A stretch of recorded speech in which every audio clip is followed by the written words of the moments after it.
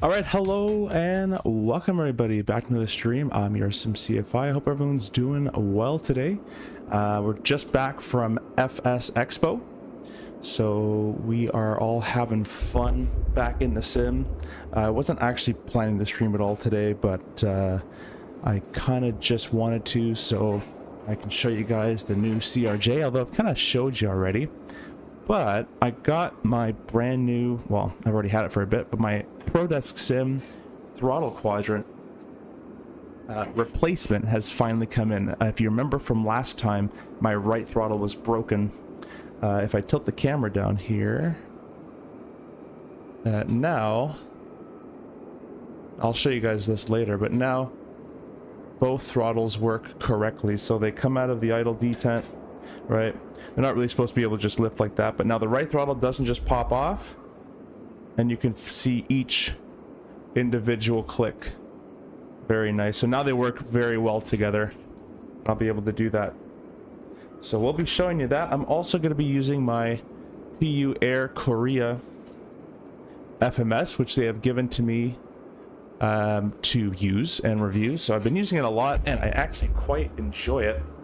I just have to turn it on actually. So we'll turn that on, and while that fires up and I'll have to port the screen over, we'll talk to the comments. So just before we get going as well, FS Expo was an awesome experience. If you get a chance to go, try to go. Meeting the developers like PUR Korea in person, Wing in person, Moza. I met Contrail, I met FSS. I just met a bunch of different guys. So if you see the logo at the top of your screen with all my little partners of the channel, I met them all, except I don't think I met ProDesk Sim there, but I met a lot of others.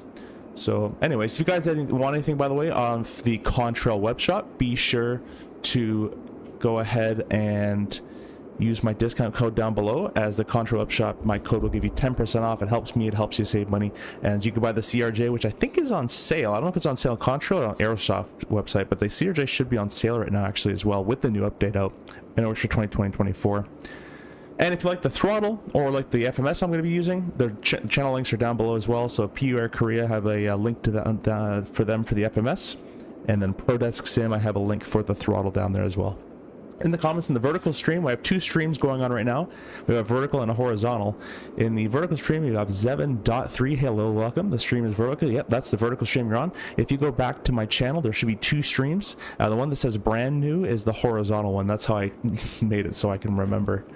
On the horizontal stream, we got Mike, who's first again. Anthony, welcome as well.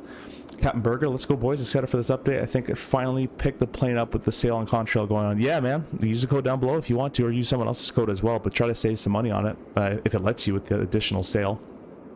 Be sure to go ahead and do that.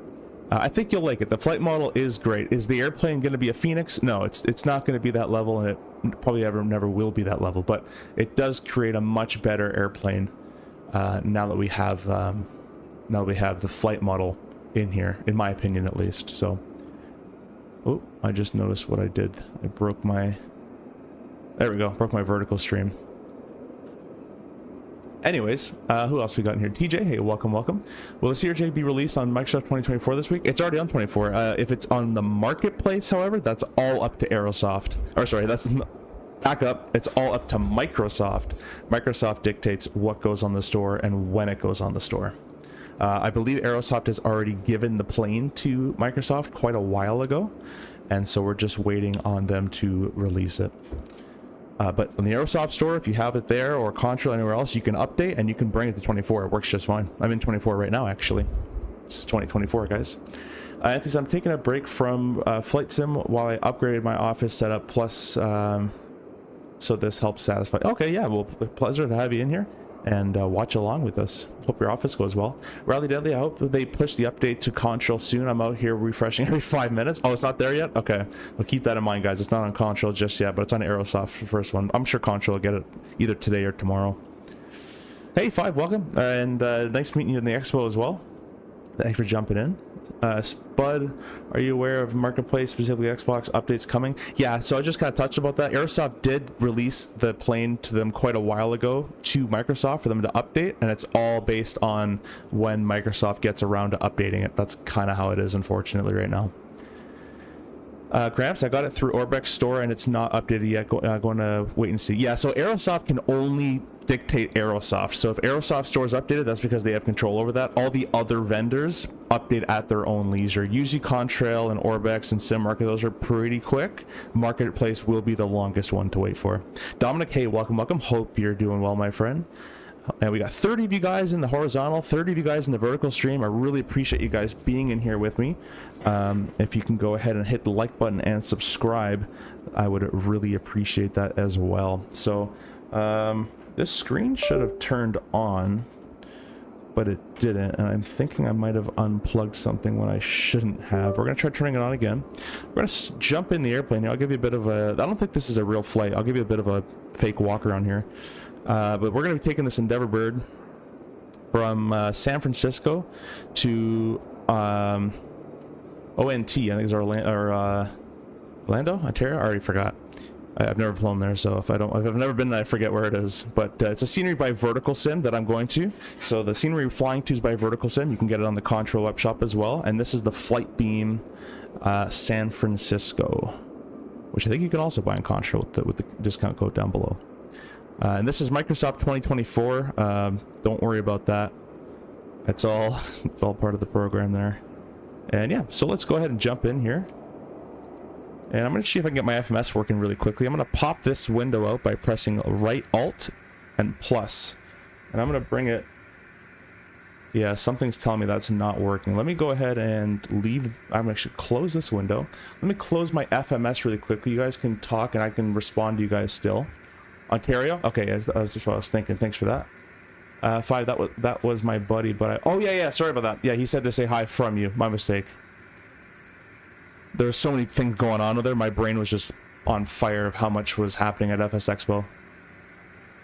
Just says CRJ update on Orbex. Oh, perfect. There you go, guys. It's already out on Orbex, so go update if you have it on Orbex.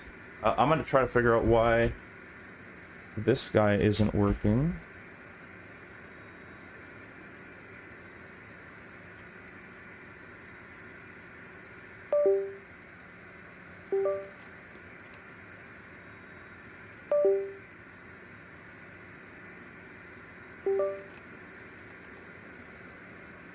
Oh, there's an update. Okay, there we go. Now we're making good time. All right, let's press this. Oh, you know what? Damn, that's what I forgot to ask. Oh, VATSIM needed. I'll have to restart probably. Damn it! I really don't want to do that. I wish I checked. I probably should have checked this earlier.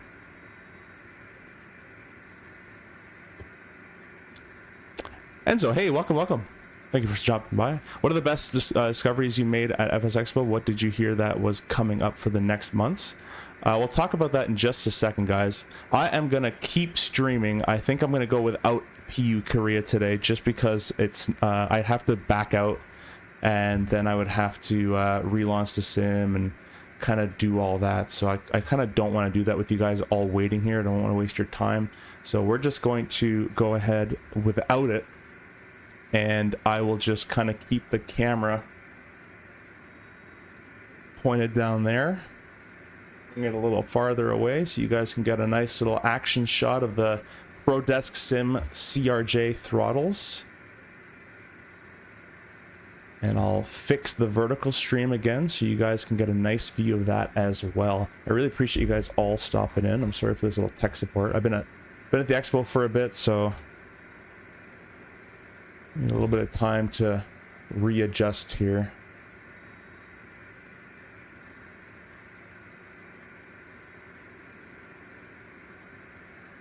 It's going to be good enough. There we go. So vertical stream again, guys, and horizontal stream. We're going to get going and plugging away here. If you guys can all press like and press the subscribe button. We're at 6,050 subscribers. Already gained a ton, so thank you for that. This is the CRJ 900. Again, I don't think this is a real route, but I if I want real routes, I go to work, so I don't really care about that. Some of you guys do. I don't care. I just want to fly it. I'm going to press import from OFP. We're going to get it all from SimBrief. We'll refresh the Medtar just to have all that stuff up to date. Let me go ahead and jump on VATSIM as well. We are going to do this on VATSIM because I think I had saw or seen there was controllers online earlier. So we'll go ahead and do that.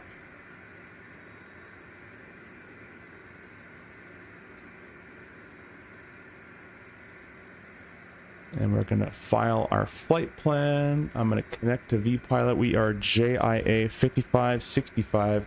It took a lot actually to not fly the 727. I kind of really wanted to fly that, but I know you guys want to see this new update, and I don't mind obviously flying the RJ as well. So that's okay. CRJ 900. There we go, and we're on the network. We are connected with everybody. An auto ATC. I kind of hate those. The vertical stream's kind of dead, so if you guys want to comment as well in the vertical stream, I'm still watching both chats, so be sure to do that as well. Insight Yo-Yo, excited to be back home and get the update yours. Yeah, for sure. I think you guys are all going to enjoy it. Please let me know what you think about it as well. Simple Takeoff, welcome as well. Nice stream. I hope you enjoyed that. So I'll talk about... Oh, sorry. Enzo says, have you seen the improved textures of the Leonardo Mad Dog? I saw it briefly. I didn't really pay too much attention to it. Not that I didn't like it, but it's just been out for so long that it's just kind of improved textures. I'm sure it'll be cool, you know? I did see the FSS. I talked to them about the Embraer. The VNAV is coming along nicely. The Super 27 is coming on very well. So the 727 upgraded avionics package, you'll be able to interchange mid-flight what you want. So that's coming along very well. The Contrails Falcon 50, I sat down with Lars himself. He showed me the whole thing. I loved the flight model, even though he said it wasn't finished, and I thought it was pretty good. So I'll be flying that on the stream when that comes as well. What blew me away, because I didn't really get to try the wing force feedback yoke completely. What blew me away was the Moza force feedback yoke. That one felt the best for me. I don't know if the other developers or the other teams didn't have the right settings, and people are changing settings constantly and all that kind of stuff, plus the flight model they use and all that. But when we did a 172 flight with that Moza, I'm like, wow, I can actually see myself paying $1,000 for this. I really enjoyed that one. I want to try the Wing one. They had to dial it down quite a bit. I want to try the Wing one undialed down and on the actual sim. That'll be a cool thing to try. Oh, Snap, you're back home.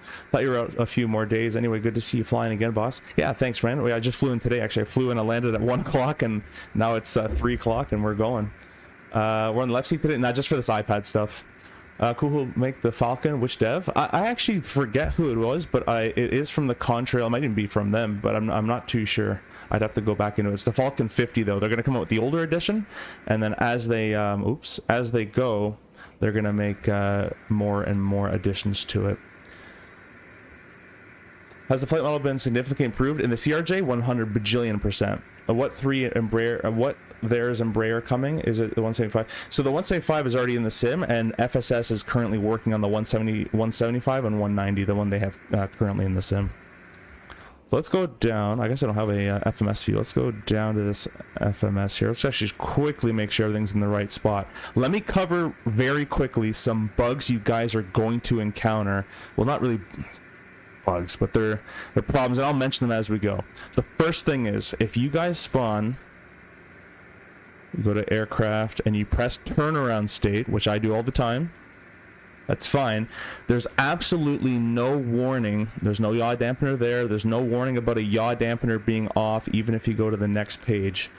There's no warning for yaw dampener off. However, the yaw dampener is in fact off. And if you don't spam click these, I just do them almost all the time on the ground just in case. It should tell me now, like if I disengage it, now that I've engaged it, now we get a yaw dampener. Or yaw damper, so we'll re-engage those. But if you don't engage them in the first place, it won't tell you about it, and you're not going to have autopilot. So if you're spamming the autopilot button, go to those yaw dampers, click those first. Once you turn them on, and they come off again mid-flight, they will tell you about it. It's just on that initial state, the panel state. Turnaround, ready for startup. Cold and dark works fine, ready for taxi works fine, but these two, if you don't hit the yaw damper, the autopilot will not work. All right, so we're gonna rifle through this because I have some people coming over. So Hope you guys are enjoying both stream formats. Got 39 of you got horizontal and 34 in the vertical stream as well. Anyways, let's get my flight plan out here, and just to verify all this has been plugged in properly. Unfortunately, there's no one here in San Francisco, so I'm just going to get the weather and on Navigraph here, and I'll be over there, and I'll pop that up so you guys can see what I'm doing along with me here. And we're just going to unload the flight plan, reload the flight plan from SimBrief. There it is right there. I'm going to click San Francisco, I'm going to click weather, and I'm going to click ATIS. We got the departures of 1 left, 1 right, 28 left, 28 right. Good old San Francisco. So we're parked on this side. I'm going to pick the closest one to me. So we'll take 1 left.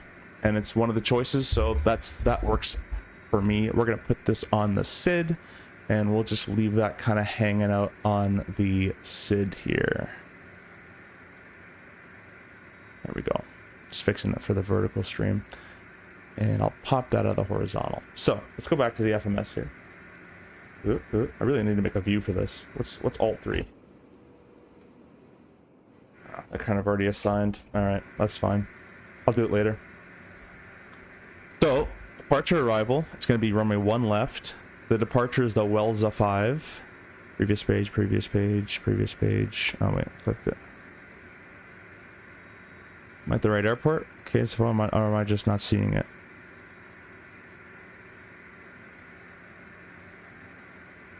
What do they put in here? SFO. What does that put in there? SFO. Okay.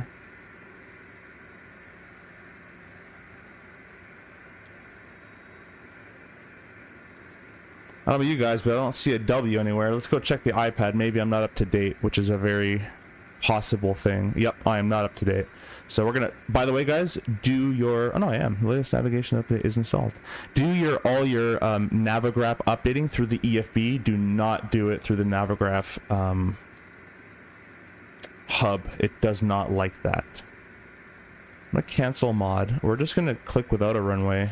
Okay, without a runway it works. So runway 1 left, it kicks it. It doesn't like 1 left. I guess that's because it's only a 28 left, 28 right. Yeah, it says it right on the chart. Ding dong. All right. So let's find, I guess we'll just go to 28 left. That's fine. I'll taxi all the way. It's going to kind of hurt me to do that, but I'll do it. So I just don't want to get a new SID. Our transition is cakes. We'll execute that. And our arrival is going to be the Ziggy 8. Previous page, previous page, previous page, Ziggy 8. And it's going to be via EHF-VOR. We will not plug in an approach just yet. We've plugged in arrival in, but we're not going to plug in approach just yet, as we're just, it's too late. It's too early in the game. We'll plug that in later when the weather's changed and all that. We get a little bit closer, and then we'll find what runways in use and what approaches in use, ILS, RNAV, visual, whatever. So we'll plug that in later on. So this all looks good. Our alternate's LA. We got really, yeah, good amount of gas for this little bit of a trip.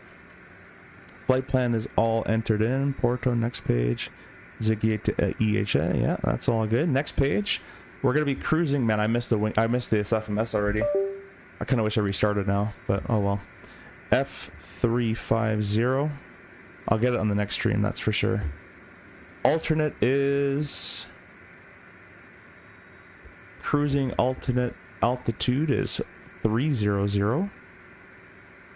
Our fuel, we're just gonna send this. I'm gonna be lazy today. If I had the full FMS working, I would type it all, but I'm gonna press set payload and simulator. Actually, it's spam enter and set payload and simulator. Sometimes it doesn't take, so I spam these two. Copy data into the FMS. Now I got our fuel, 0 fuel weight, taken off with a 75 card.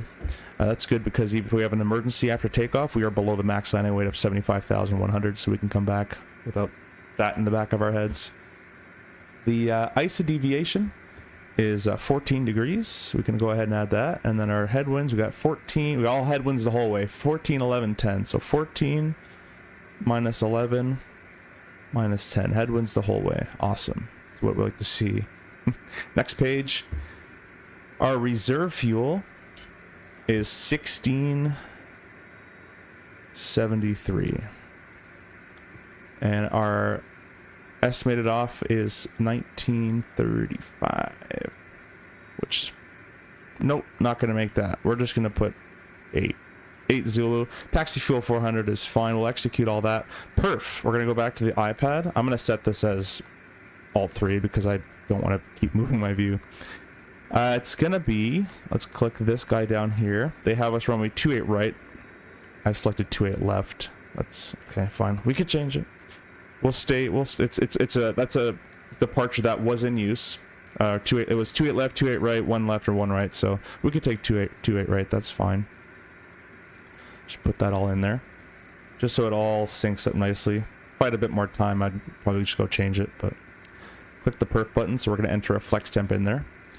So it's 28 right, flap 8, it's going to move bleeds on, anti-ice off, flex temperature 48, which is pretty standard.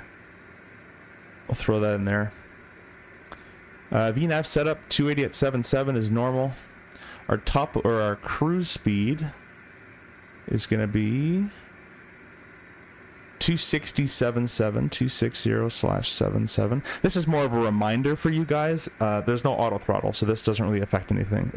It will change a bit of the fuel calculation, but other than that, that's it. 4.0 is fine. Radio page, we're auto. Squawking 2000, as there's no one here, and that actually should be on the standby. That should not be on right now.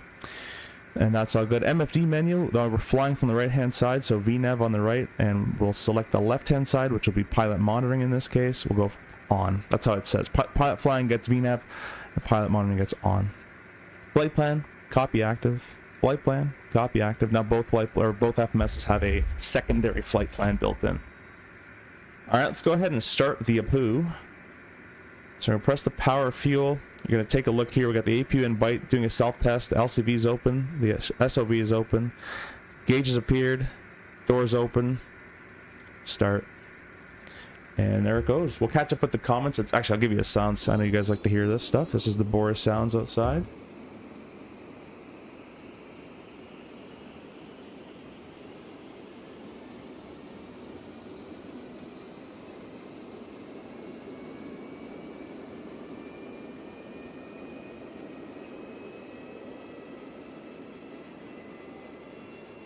Pretty good sounds. Let me turn them up if you guys can't hear. You guys let me know if they're too loud, not loud enough, whatever you want. Please press the like button again, guys, as well. Be sure to subscribe. And if you're not a channel member yet, you can become a channel member. It gives you access to our cool emojis and also some private member-only videos. So whoever has channel membership, I want to see your flex emoji, the purple flex, once we're on the runway. Let's get back inside. I'll catch up with the comments a little bit here because I've been kind of lacking there.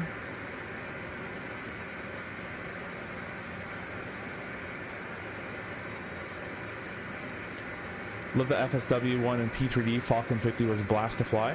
Dude, honestly, when Lars, I kind of like, I went to go say hi to Lars just to say my thanks for allowing me to come on board with Contrail and all that kind of stuff, to get the discount code that I can give you guys. But then he's like, want to sit down and fly this plane? I'm like, I don't even know what this is, but sure. And then I actually started to really like it. So that'll be a really cool one when that comes out. H Aviation, hey, welcome. Now we're going to be back in the right seat, H. Slicker just joined stream, and you might have already covered this, but do you recommend update or reinstall? I would delete and do a complete clean installation if you can. That's probably the safest way to do it, in my opinion. Even clear the WASM folders if you know how to do that. Kerm, hey, welcome. Welcome. Hope you're doing well, my friend. Look to your left. I got nothing. I was expecting like a big A380 or something.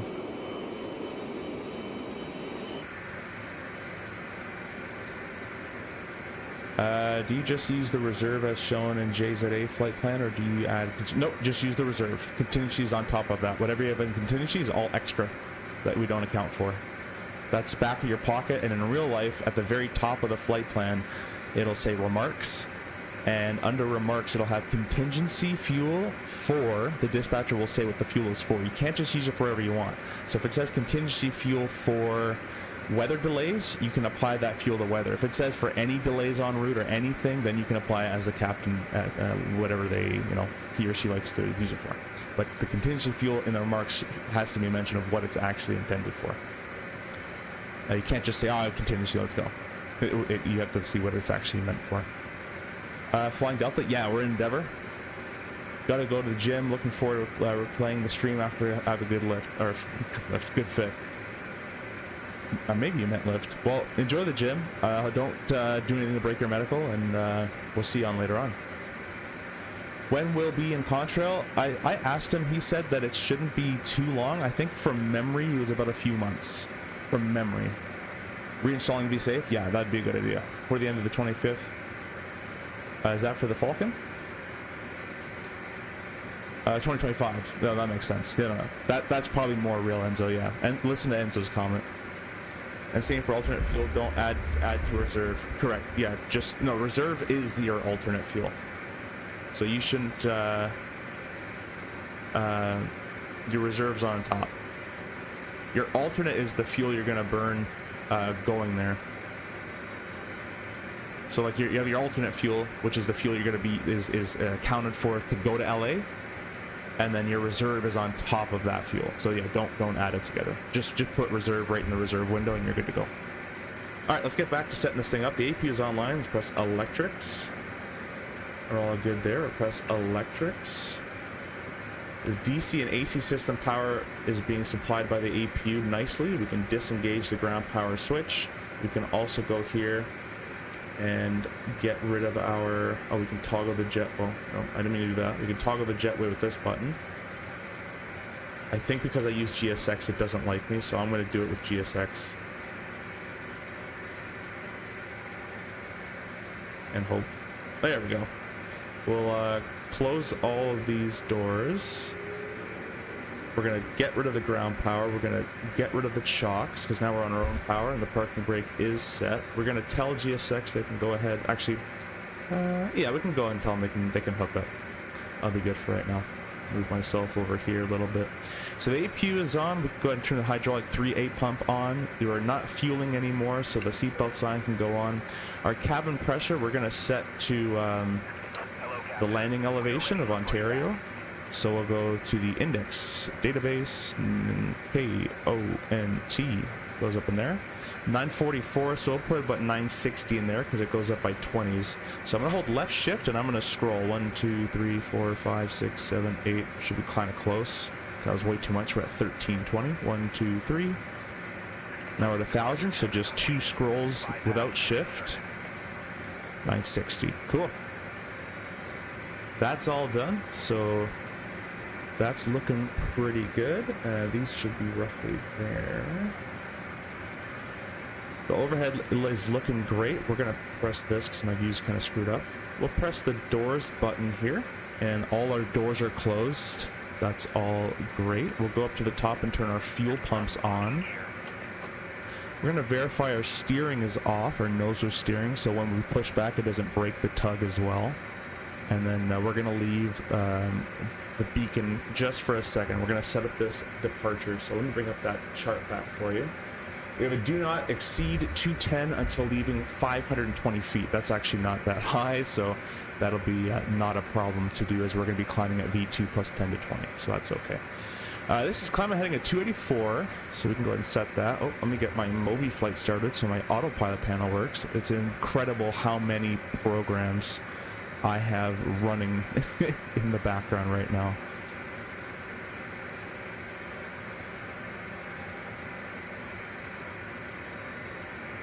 Can do that really quickly.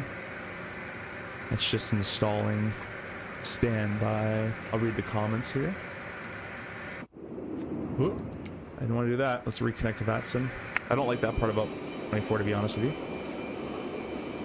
That's weird. I'm connected as an RJ. Oh, you know what it is? It's my fault. I can't see traffic in 24. I do not know what it is, but I cannot see traffic in Microsoft 2024. I'm going to try something that might fix this.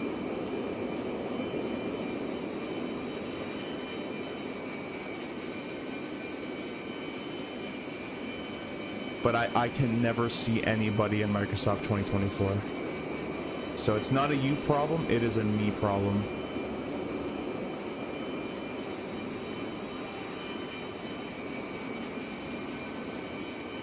I don't know why it happens, and VATSIM is currently crashed to desktop scanning for new modules. So we're just gonna close VPilot and we'll reopen that.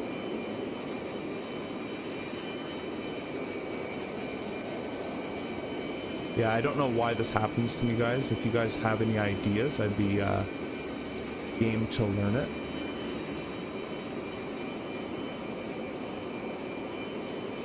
Okay, it says it's complete. We'll connect to VATSIM again. Yeah, auto ATC, but I get no airplanes. Notice that? I get nothing.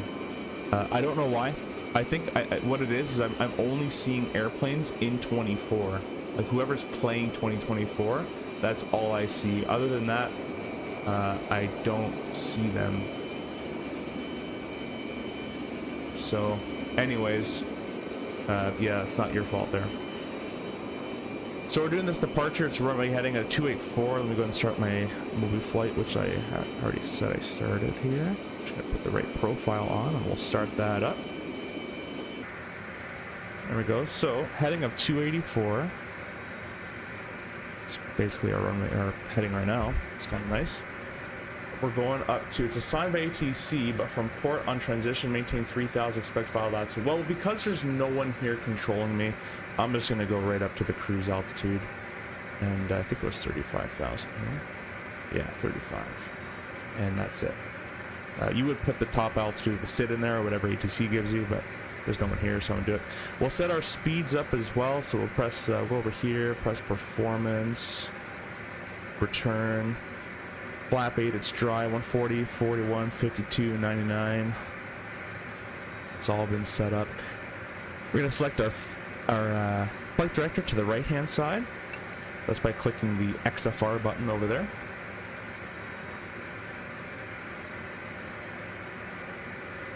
And lastly, we're going to set our MDA. So this is our acceleration altitude. We press MDA. And we're going to scroll this guy on up to, let's see, we're at sea level. We'll do 1010. Right there, 1,000 above or so. Sweet. That's all been set up. I'll give you guys a very quick brief. It's going to be runway 28 right, flap 8, flex rolling bleeds open. The anti-ice and continuous conditions not required. And the minimum visibility, it's basically VFR outside. We're doing the Wilzer 7. Or whatever that's pronounced, which is runway heading to 520 feet, then direct cross wells at or above 2,000.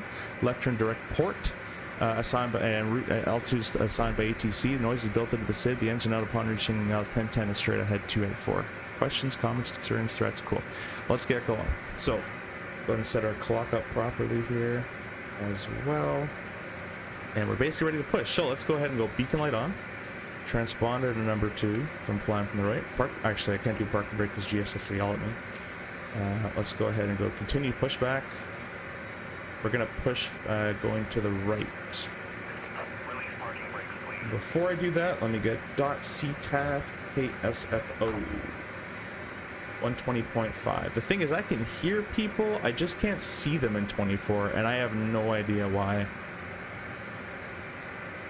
Right gate Bravo 17. San Francisco traffic is boosting 5565, pushing Bravo 17, facing north. Alright, release and park and brake. Commencing push. All engines clear. Start at will.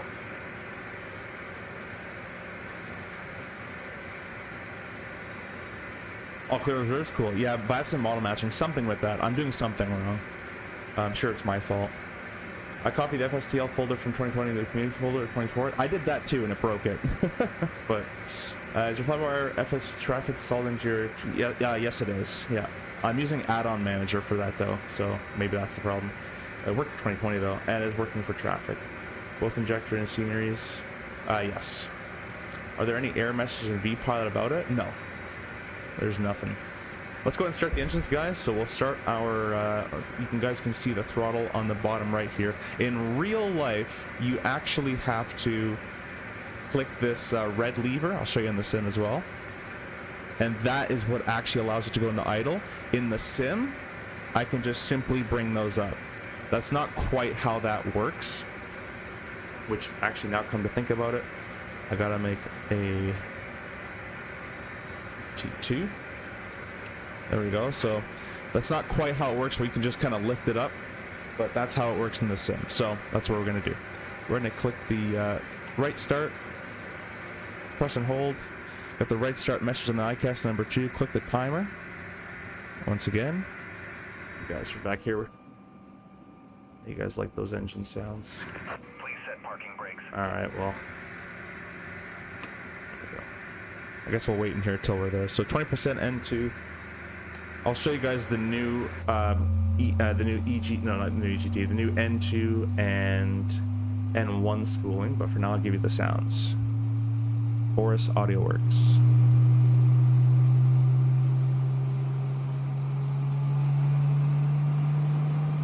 Ladies and gentlemen, please pay attention, as we will now display the safety features of this aircraft. When the seatbelt sign is illuminated, insert the metal fittings into the buckle and tighten the straps.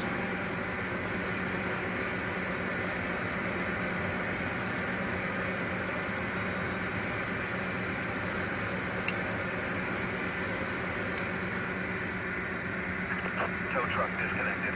Bypass pin removed. Left is clear. Right is clear.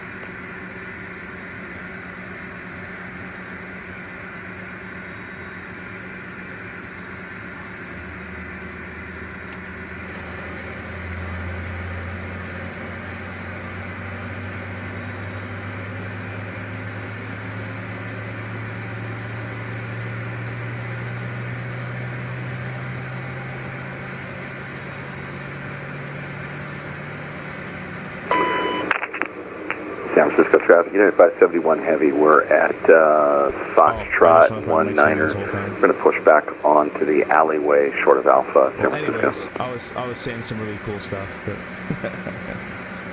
we started cutout number 1. We got both engines are stabilized, so we can go ahead and check the electrics.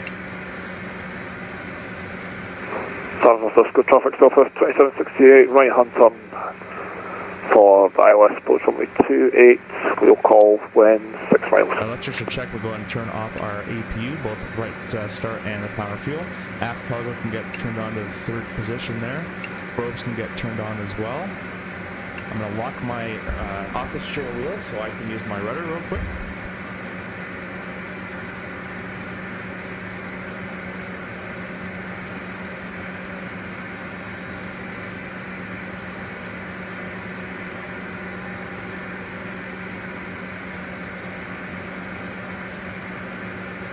Alright. Now you should be able to hear me again. Let me know if the sounds are too loud, guys, as well. Great mouse moving. Yeah, thanks. It was going with my words, I promise. I really appreciate you guys. 75 of you guys in here. If you love the CRJ and you want to pick it up, use the Contrail link down below and you can get it for a little bit of a discount there. And I really appreciate you guys all stopping in, subscribing, and just doing all that kind of stuff. So thanks for stopping in. Let's go ahead and check our rudder now. So we'll go full left, full right. By the way, guys, let me go ahead and show you before we get going. This is my control settings. It's 24, but you guys can use it in 2020 as well. It's kind of the same. You can run this new update with absolutely no, oh my gosh, it takes forever, absolutely no settings done to it. But this is what I like in 2024. I like it not as stiff in 2020. They fly a little bit differently from the two sims. So in 24, this is what I like. I know it seems like a lot, but trust me, it's much, much better from before. Honestly, you don't even need to do this. I just like it on the heavier side. So that's what I use for pitch and roll. The rudder I've left completely alone.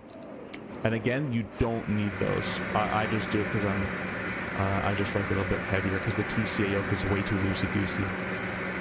Anyways, where were we? So the rudder's been checked. We can throw the steering on. Let's reconnect to VATSIM because every time you pause in 2024, you disconnect. Tax light goes on. Park brake goes off.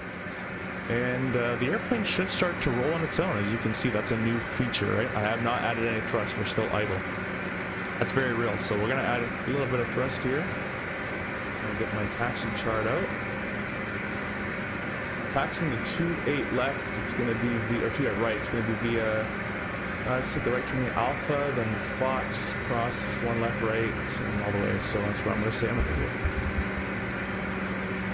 San Francisco traffic, Blue Street, 5565, taxiing Alpha, Foxtrot, crossing 1 left right, holding short 28 left.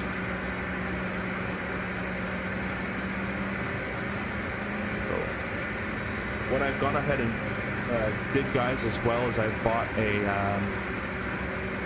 I've went ahead and bought San Francisco traffic, southwest 2768, 8 miles southwest to 8 right. And it's going to be underneath the table, so it's going to seat underneath. So right now my idle is such a weird position for my hand, and I want it to be here, so I go idle there. So when the mount comes, I'm hoping, and I bought it on Etsy, I'm hoping that it'll kind of fix that problem for me. There's a lot of comments, holy. Let me catch up on this. Are you in here? Nope. Tyler, where's the Expo going to be in 2026? Minneapolis. MSP is where it's going to be. MSP, where it's going to be. San Francisco traffic, United 571, heavy, spot 8. Mike is a little quiet. Over by F gates, we're going to taxi 28 right via Alpha. Let me go ahead and fix that for you guys. Left Wendy, and hey, right. welcome. Yo, how's it going? Great seeing you. Well, yeah, great meeting you as well, my friend. Thanks for stopping by.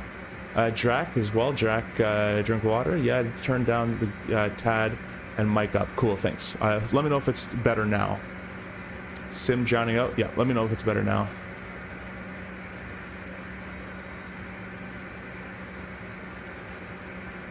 Always let me know. Anyways, once we cross 1 left, 1 right, we're going to go ahead and get our flaps and all that kind of good stuff.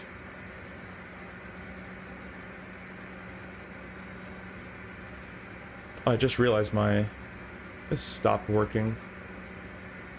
Nothing's going in my way this time.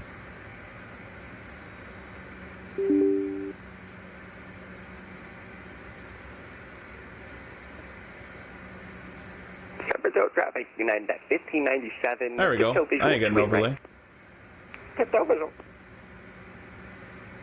Better now? Cool. Yeah, let me know. Always let me know, guys. I am a streamer.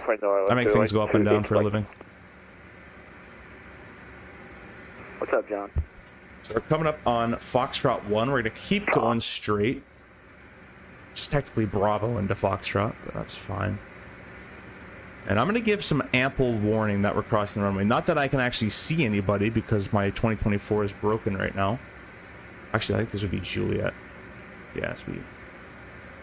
Anyways, I don't like giving my own I don't like giving my own taxi instructions. San Francisco traffic, it's Blue Street 5565. Crossing runway 1 left. Foxtrot. There we go. I said nice and slow so everyone knows where I am. What you're going to notice, guys, once you update this airplane as well, because I recommended to them, the devs, that this airplane under crosswind conditions, the rudder turns the nose gear at high speeds kind of too quickly.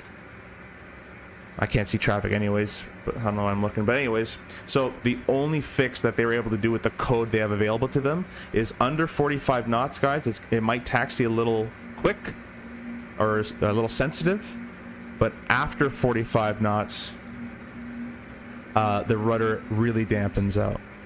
San Francisco traffic, Blue Street 5565, crossing 1 right, Foxtrot. It really dampens out, so you get just a rudder feel, which is much, much nicer for your crosswind landings and takeoffs. Last caller's 2x5. Didn't hear a word he said. Love that groove runway sound. That's a Boris sound, really, really good. The gear sounds Boris has sound very realistic. Notice how it's kind of a little twitchy on the ground. When Windwing eventually comes out with that tiller, that will be an amazing addition that I'm going to add to this as well. So let's go ahead and get our flap set. So we'll go flap 8. Right, fully vacated. Get our auto cross flow set to manual. Go ahead and check full left, full right. My full right's a little broken on my yoke, as you can see. This is my yoke, though. This is not a sim. This is my yoke problem. San Francisco traffic, United 571 on Alpha. We're going to Alpha Foxtrot 28 right. We're going to cross 1 left and 1 right. My game being weird right now. San Francisco. I'll go to the right, though. Full down. pull San up. Francisco traffic, 2768 crossing runway 28 left at Delta. A taxi to the terminal. Wrong button there as well. Let's try now. Traffic, United There we go. 1597 short Just final, don't 28 right. give your TCA yoke a good old like smack to the top, and it starts to work. So that's my method, anyways. Seemed like it did its job. Notice how fast we're going. We're going TMG 20 knots, 777 to work in the latest and I haven't added thrust. We're idle. That update seemed to crash compatibility. Last callers are blocked. Data Flight Sim. Hello again. I'm the guy next to you at PF Chang's yesterday. Oh, okay. We had a long talk about CRJ after nice. Yeah. Well, hey, I really appreciated meeting you, and we gotta fly some DCS together, my friend. I'm looking into how to record and stream DCS, and that'll be my next hurdle. Traffic United 571, clear for one left and right at Foxtrot, San Francisco. What airline do you fly with the CRJ? I don't like to disclose that. It's not hard when you meet me to figure it out, but yeah, I don't want to say it on stream. Thanks for the question, though.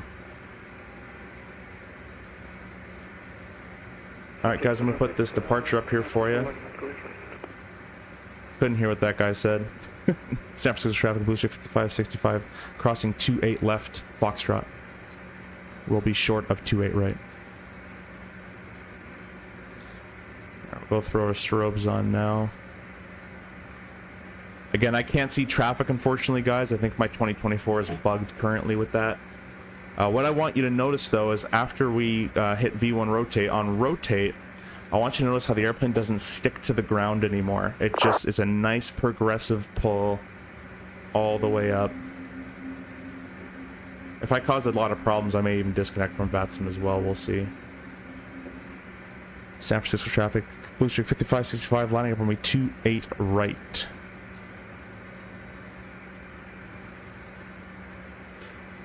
Alright, lights are on. We'll go ahead and say we're clear to take off. Blue Street, do you see a Korean Air 777 on top of you? Yeah, you just went through me. Oh, sorry, I can't see traffic. I'll just go ahead and disconnect. My 24 is bugging out. There we go. See, I knew it was going to cause problems.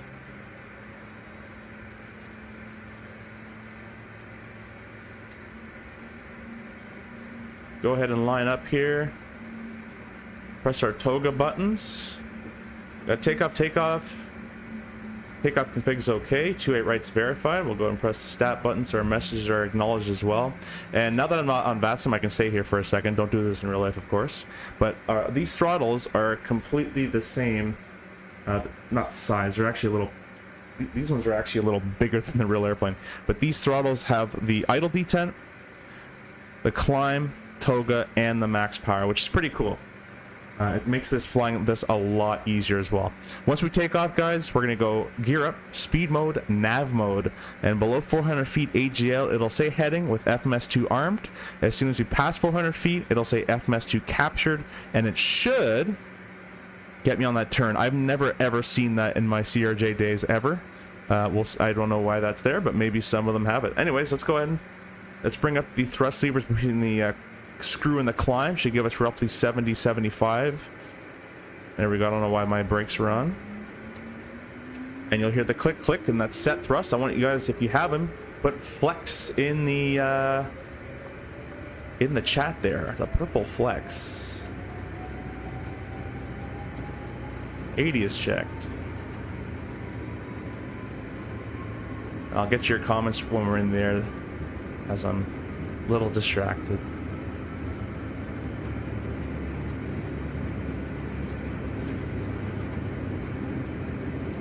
V1, rotate. Watches the airplane. I didn't even set my trim.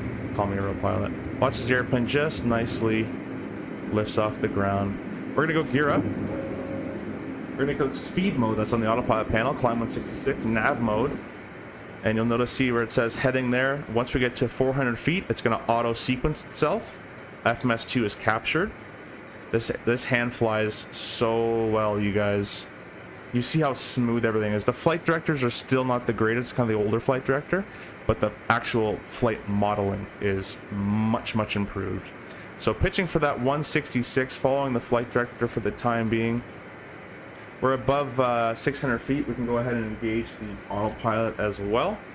We're also above that blue line, which is our acceleration altitude. So I'm going to bug this speed up to the VT, just maybe a little bit past it. We'll do VT plus 5 or so.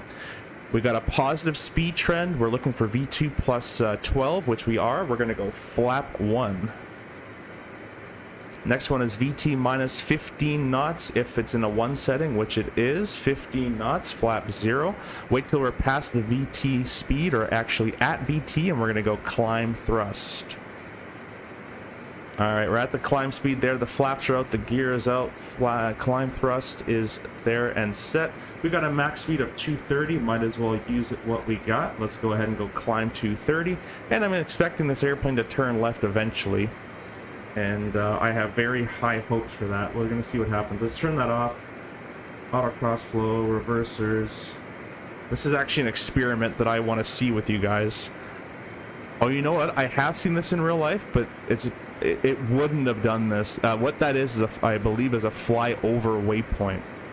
And actually, I think it would have, because if I read the departure here, then direct crosswells us, so it's probably part of the star that it's actually, or sorry, the SID as it's made as an actual crossover waypoint instead of its smart turning like that. That's actually pretty cool. I've never flown this departure, so I can't confirm it with you guys, but that's pretty cool if that's how that was, how that's set.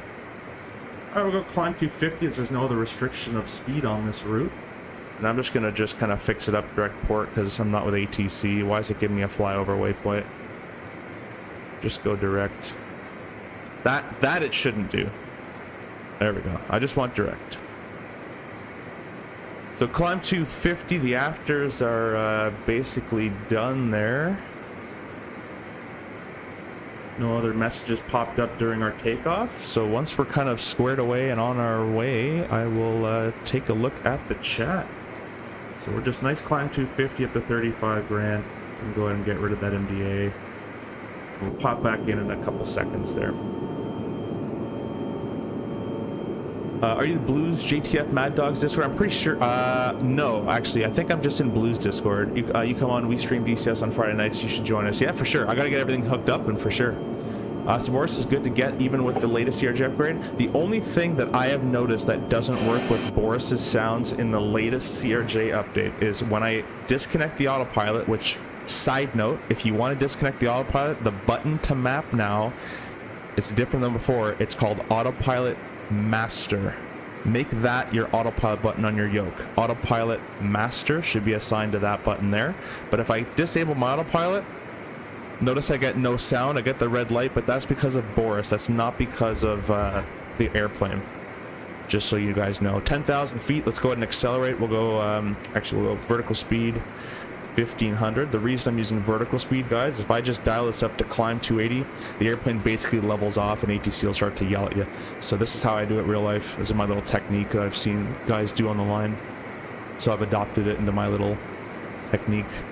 And then as soon as you start getting close to 280, I'm just going to start dialing the vertical speed up a little bit. So here we go. Let's just start getting that nose up now. And we're going to press the speed button once we're at hitting 280. And speed, climb 280. So that's how you can keep the airplane going up. If you just scrolled it from 250 to 280, you'd still achieve the same thing, but the airplane basically levels off because it's in its brain. It's like, I need 280 knots. I'm nosing down, and it's gonna basically level off. Not all the time.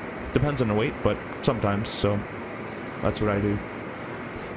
So flying these in real life, how does it compare to the sim? I mean, nothing will be real life. Even the real sims aren't close at all to real life. That's why there are, anytime you fly with a sim instructor and they're flying for the their little flights they do for a few times a month that they do them, they'll say, look, I'm always in the sim, so if you see something I'm doing wrong, let me know. The captain will say that to MFO. It's not uncommon. That's because the sim is not the plane.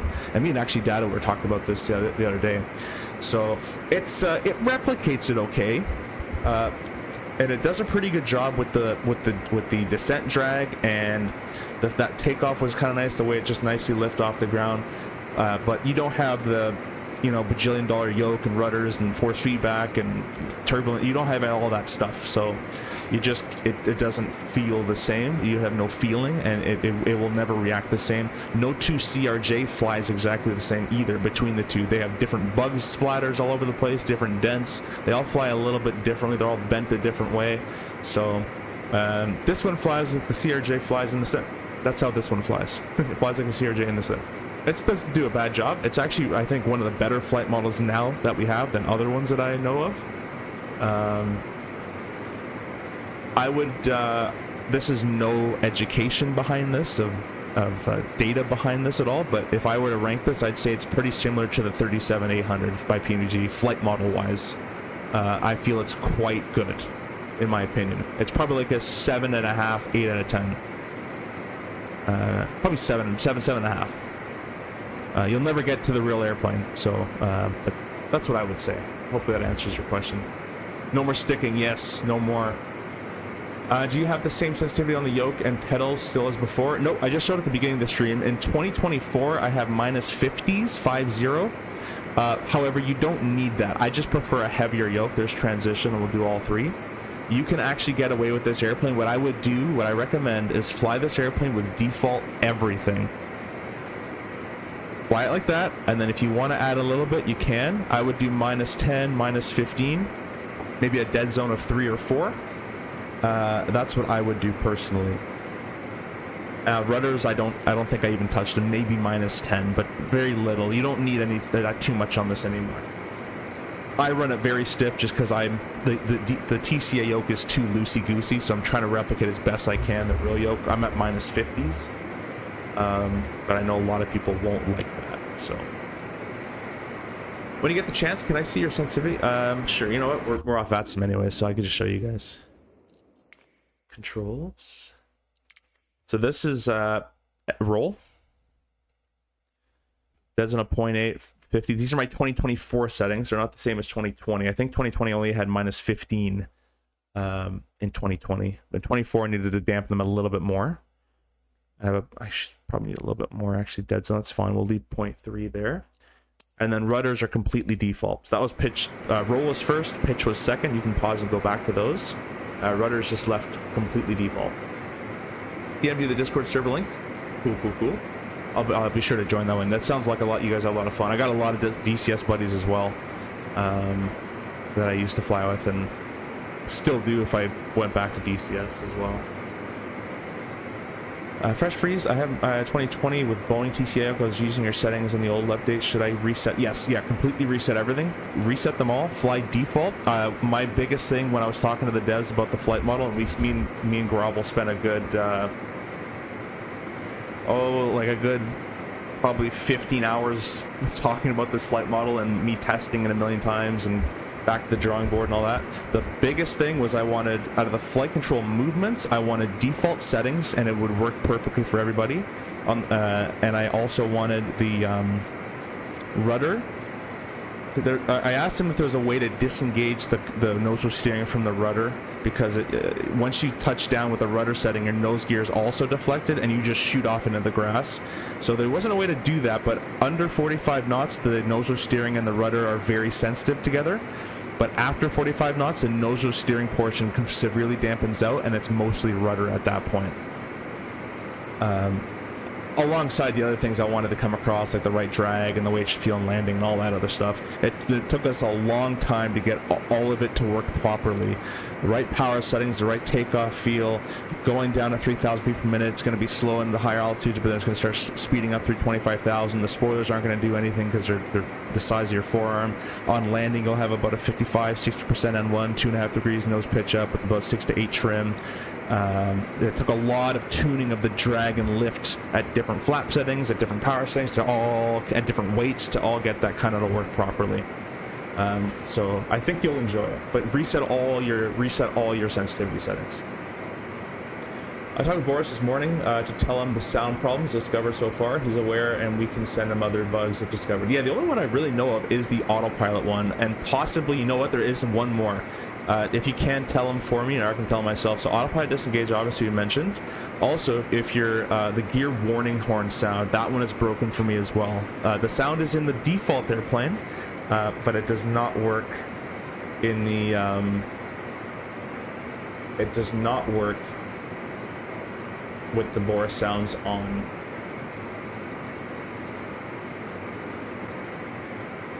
Looking forward to it. I don't own this CRJ, but now with your channel, I just may get it. Hey man, it's on sale right now, and you might be able to get it a further 10% off, as I have a Contrail code down below you can use as well. If you decide to get it, hit me up on Discord. We can definitely chat about it. And it's a lot more work than your regular airliners, as there's no auto throttle, there's no auto brakes, there's no auto land. It's a lot more work than your regular Airbus and stuff, but if you kind of like that flying, which I think you probably do, this is most likely the airliner for you. It's not Phoenix level, it's not going to be PNVG level.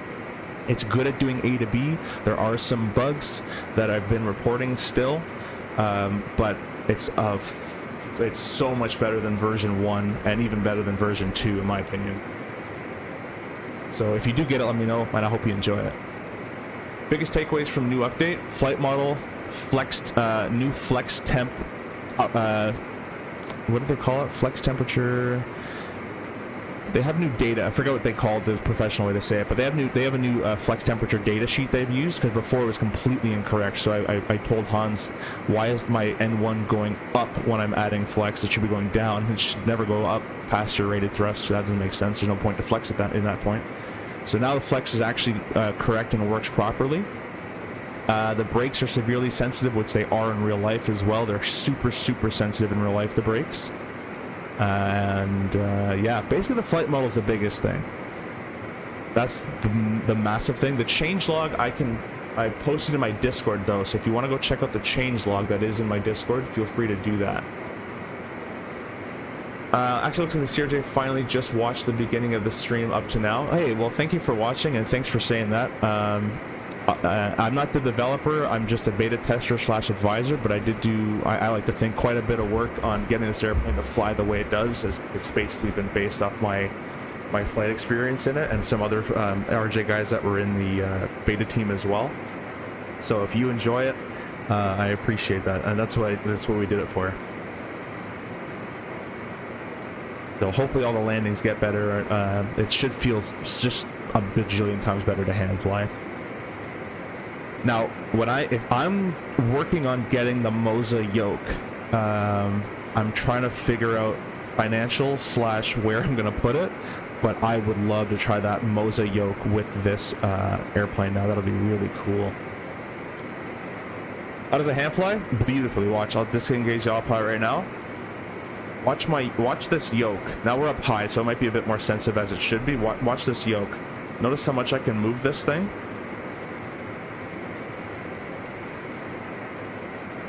Now I've dampened it a little bit, and I showed my controls in here, but even if you leave it in default, which I recommend leaving your settings in default, don't go changing sensitivities, try it first. It's severely better. We'll put the autopilot back on there. Try to fly, gotta make tweaks. What's your Discord link? It's in the description down below. It'll just be the Discord link down below in the description. That's what makes it fun? I think so as well, Data. Yeah, if you like that kind of stuff, I think you'll like the CRJ. This is kind of like... It's kind of like, honestly, like F-18 level of autopilot. You have coupled mode, like LNAV. You don't... we have advisory VNAV, and you can put the VNAV option on, but it doesn't work all that well in the sim, and it doesn't work that well in real life either. And you got heading select and approach mode, so it's kind of like a F-18 autopilot panel. James says the changelog is nuts. Yeah, go look at the changelog. It's in my Discord, and it's quite longer than people would expect it to be, and don't make a joke out of that one. Austin, oh sorry, I missed one. Lewis says, where the other real CRJ pilots, or just you helping Airsoft with improving the products? There's a couple of them that are kind of, I think there's one that's at my airline, but I haven't seen him in a while. And there's a couple that used to fly the CRJ. I think me and maybe another guy are the only one that are currently flying it, that are on the team there. Do you know offhand if Boris works 24? Yeah, I'm in 2024. I'm using Boris. Again, you're going to have the problems that I'm mentioning, that the autopilot disconnect won't work with Boris sounds, and the also gear warning horn won't work because of Boris sounds in the update. But I think Boris will probably fix those along the route. Yeah, just get it for 24, Austin. That's what I would say personally. Yes, Aerosoft version 2. Yeah, buy it from the Aerosoft shop, Data, because then you'll have the update right away. You can do Contrail 2, but we can ask the chat here, guys. I don't know if you know, does Contrail have the update out yet? Because if you want the update out right now, Data, you might have to buy it on the Aerosoft shop, but if you want to use the coupon code, then Contrail will have probably the update out soon, I imagine. Hey, Charlotte Flights, welcome, welcome, welcome. Sorry I couldn't call you. I was super busy the entire weekend. I was running around with 5 hours of sleep, going nuts like a chicken with a head cut off there. These default sensitivities on your rudder pedal? Yep, all default. But I'm using the Wing Orion rudder pedals with the nice spring and the damper. So if you don't have pedals like that, you might want to go ahead and get yourself the pedal. No, I'm joking. You might want to go ahead and dampen your settings. Let's go ahead and check Ontario. We're going to be descending shortly. It's one of those get up here, get back down immediately type of flights. The approach is 28 left and 26 left and 26 right. So let's go ahead and start planning this a little bit. We'll come down here. We're at a zero fuel rate of 64. Let's see here, 64, 590, and we're planning to land with 6,200 pounds of fuel. I don't know if I truly believe that. Let me check my flight plan here very quickly. This is kind of the stuff that doesn't work. The other thing that doesn't work that I've reported is the oh no, this is working now. Oh, look at that. Okay, they fixed this. The gross weight is actively counting down. That was not working before, so that's sweet. That's nice to see. Anyways, our expected landing fuel without the approach plugged in, let's see what this 54. Yeah, it's actually pretty close. So plus 5,500 pounds puts us at, oh, I didn't do that right. 65, let's go back here. 64,490 plus 5,500 pounds of gas equals a landing weight of 70,000 pounds. So we'll go over here. Cont is already in there. 26. Let's see which one we're going to take here. We're currently flying south. It doesn't really matter, really. I guess we'll just take 26 right. Why not? Sure. Let's see which one is longer. Are they both the same? 12,000, 10,000. All I need is 5, so at the very minimum at least. So that's okay. Our landing weight is going to be 70,000 pounds. Put that in there. 26 right. I guess left is closer to the gate. Let's do 26 left. We'll exit right off. It is dry. And we can calculate. We're going to be using 3,100 feet out of 10,200. So we would go ahead at this point and plug in our HCP, our HUD control panel. It doesn't work in the sim all that much, so I won't bother with that. Let's see if this sound... we're going to see, once we get to 34,000, I want to see if the 1,000 foot to go chime works as well.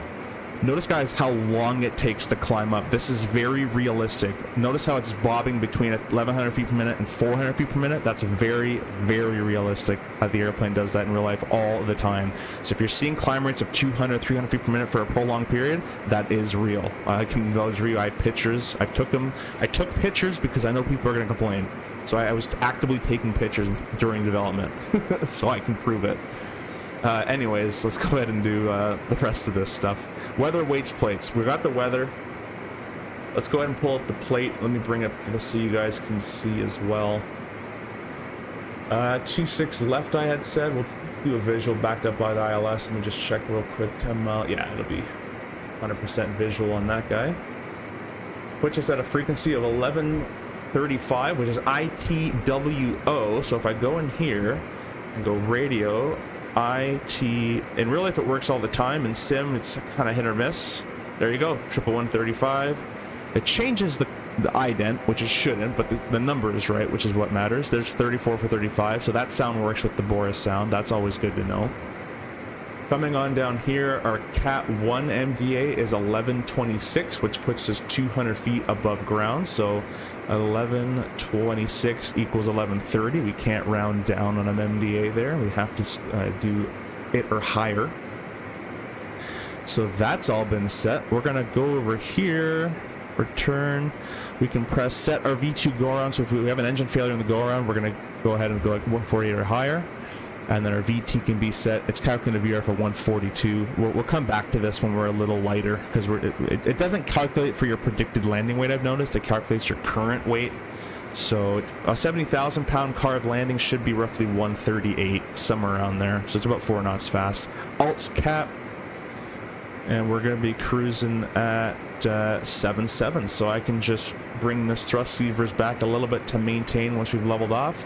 You'll find that about the fuel flow has been fixed as well, and about 1,800 pounds per hour will maintain this guy quite well. So let's just set 1,800 pounds per hour, just kind of roughly, you know, somewhere in there. And then let's just zoom in on that speed tape, and if you don't see any acceleration or deceleration, you're doing pretty good. And 1,800 works quite well, and it works quite well in real life as well. How much is Boris? I think it's like 15 bucks. It's not that expensive. Contrail says Contrail still has 2.011. Okay. So Data, you might want to wait later or buy it from the Aerosoft shop if you want it right now. But the update for Contrail will come out soon, Data, as well, so it doesn't matter. Marketplace, however, do not buy this on Marketplace. That'll take forever. I just bought Boris. Can't use it as I'm in the middle of a disaster. Flight. Okay. Contrail, yep, thank you for that. Does the sound good enough stock without the Boris pack? It's okay. It's actually technically more realistic. Boris makes the engine sound very loud. In real life, the engines are 120 feet, you know, whatever it is, behind you. You don't hear them all that much. Let's go in here with Ziggy 8. Go ahead and 2.6 left on the ILS. And let's take it all the way back from... vectors is okay. Yeah, that'll be fine. This it shouldn't do. This is still a bug, but we're going to just reconnect that together. Let's take a look at the star, if there's any restrictions. We're coming in from EHF at the top left here. Go ahead and... fix this cropped window. There we go.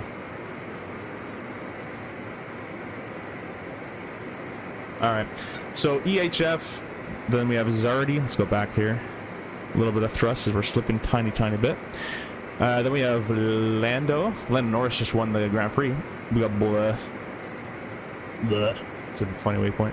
We got PMD, VOR, no restrictions on here. Flaver is 250 as it says there. Majek is 250 as it says there. Awesome. Hespe, then high top. Hespe, high top. Then we go over to Nitty. Then we go to Ziggy. I thought it was going to be Nitty Gritty. Ziggy. And then Petus, and then we're vectored in for the ILS 2.6 left. There's no one on, well, there is someone online, but I went off VATSIM because my traffic's not working, unfortunately, so I didn't want to disrupt their whole flow going on. Let's pull up the approach plate. We got Unic, 3,400 feet mandatory, 3,400 is in there, max of 180. We got Muns at 3,000. We got Bakes, a FAF cross. Oh, we don't have Bakes in there, but Bakes is not. Bakes is just a waypoint we can add. It's visual, so we won't need to add that one in there. Muns is the FAF cross at 3,000, so that's already in there. Runway 26 left, a ref of 138. Missed approach is runway heading 2,800 feet. Let me just confirm with this. 2,800 feet, then left turn 5,400 feet. So runway heading 2,800 feet. Then a left turn direct PDZ, 5,400 feet. We're going to hold at PDZ, 208 knots, 5,400 feet. And we'll go ahead and execute that.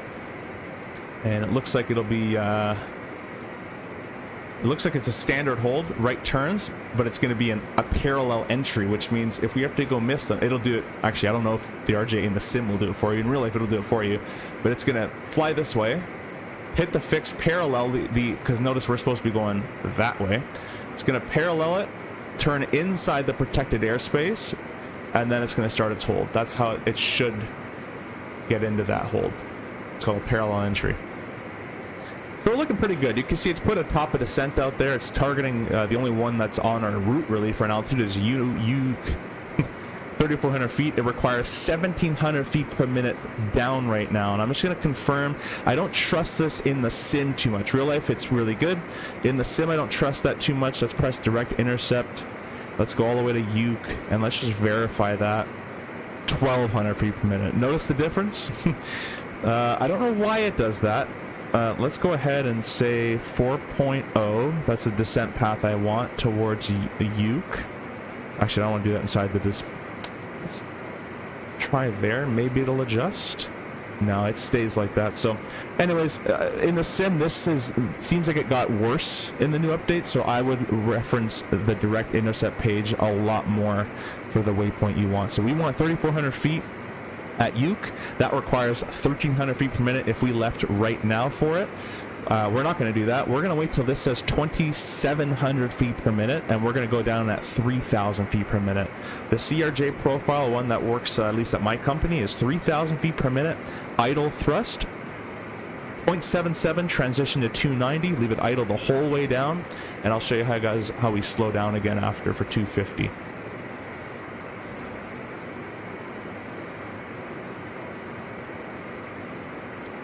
Let me read these comments. Use default. I read that one. Oh, I read actually a lot more than I thought. It's 50.99 direct on sale, 20% off the contrail for 40. Oh, that's perfect. And by data as well. You might be able to use my code for an additional 10% off in the description down below as well. Freeze, are you doing just this one flight, or do you have a turnaround? I believe I can only do this flight, but I basically waiting upon my girlfriend's answer if she's coming over or not. So that is yet to be determined. Does autopilot pitch up and down when the speed is too fast, like you were explaining yesterday? Yeah, so in speed mode it will.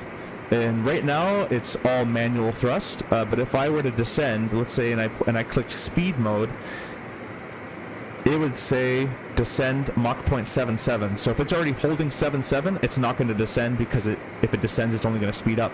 So it's going to need me to reduce my thrust, and then it's going to descend and hold its speed with pitch. Kind of like flight level change. But when it's in cruise, in this alts mode and just leveled off mode, I can stall this airplane out, or I can overspeed this airplane. It's all manual here. Good question though. Hey Charlotte Flights, welcome back. Let's check the vertical stream. I've been actually neglecting that one, but no one's we got 22 of you guys in the vertical stream. If you guys want to comment as well, be sure to do that. Like, comment, subscribe, become a member of the channel, do all the usual YouTube stuff. I will say, at least for the MD-80, the sound pack is essential if you want to hear anything besides the standby altimeter. Yeah, JBS though, that again, the MD-80 is one of the most silent flight decks in the world though. Those engines are all the way back there, right? So it sounds cool, but it's not real. Plus, in real life, you have a headset on, that's sound muting. So just the way they're designed, they're sound muting, but then you also have the additional sound muting feature. But anyways, to each their own. If you want to hear the engines because it's in, by all means, crank it up. Cutest point name I've seen was Meow. Direct Meow. Has plane path mode or VNAV descent you need to use rule of thumb? As plane path mode. I don't really know what you mean by that. Rule of thumbs though, so if you want to target what we do real life, which is 3,000 feet per minute idle thrust, non-icing conditions, we're targeting 34 in this case. It needs 15 in non-icing conditions. I'm going to wait till it says 27. In icing conditions, I'm going to wait till it says 24, 2,500 feet per minute. And I'm going to vertical speed it to 3,000 feet per minute.